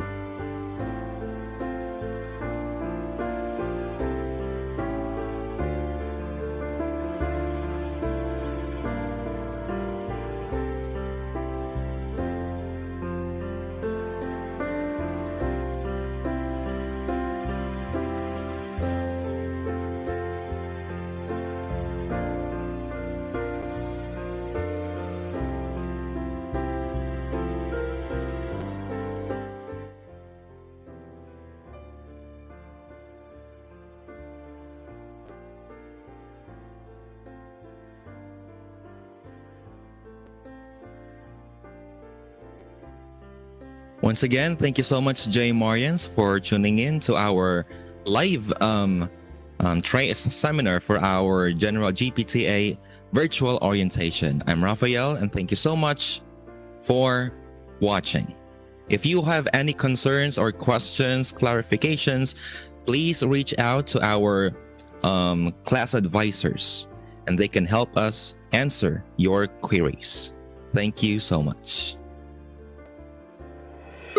Power up your school life with an assured, consistent, and quality brand of education. Welcome to the school year 2022-2023. We are pleased to announce the Jmcfi Ibed will provide face-to-face classes for students in preschool, grade school, and junior high school. Furthermore, Jmcfi commits to the principle that no child should be left behind. Learners who cannot attend face-to-face sessions due to a variety of factors such as health or distance are given the option of choosing online or modular. We are proud to say the Jmcfi Ibed is fully equipped for hybrid learning. At Jmcfi, your future is our mission. Enroll now! For more details, visit facebook.com/jmc.ibed.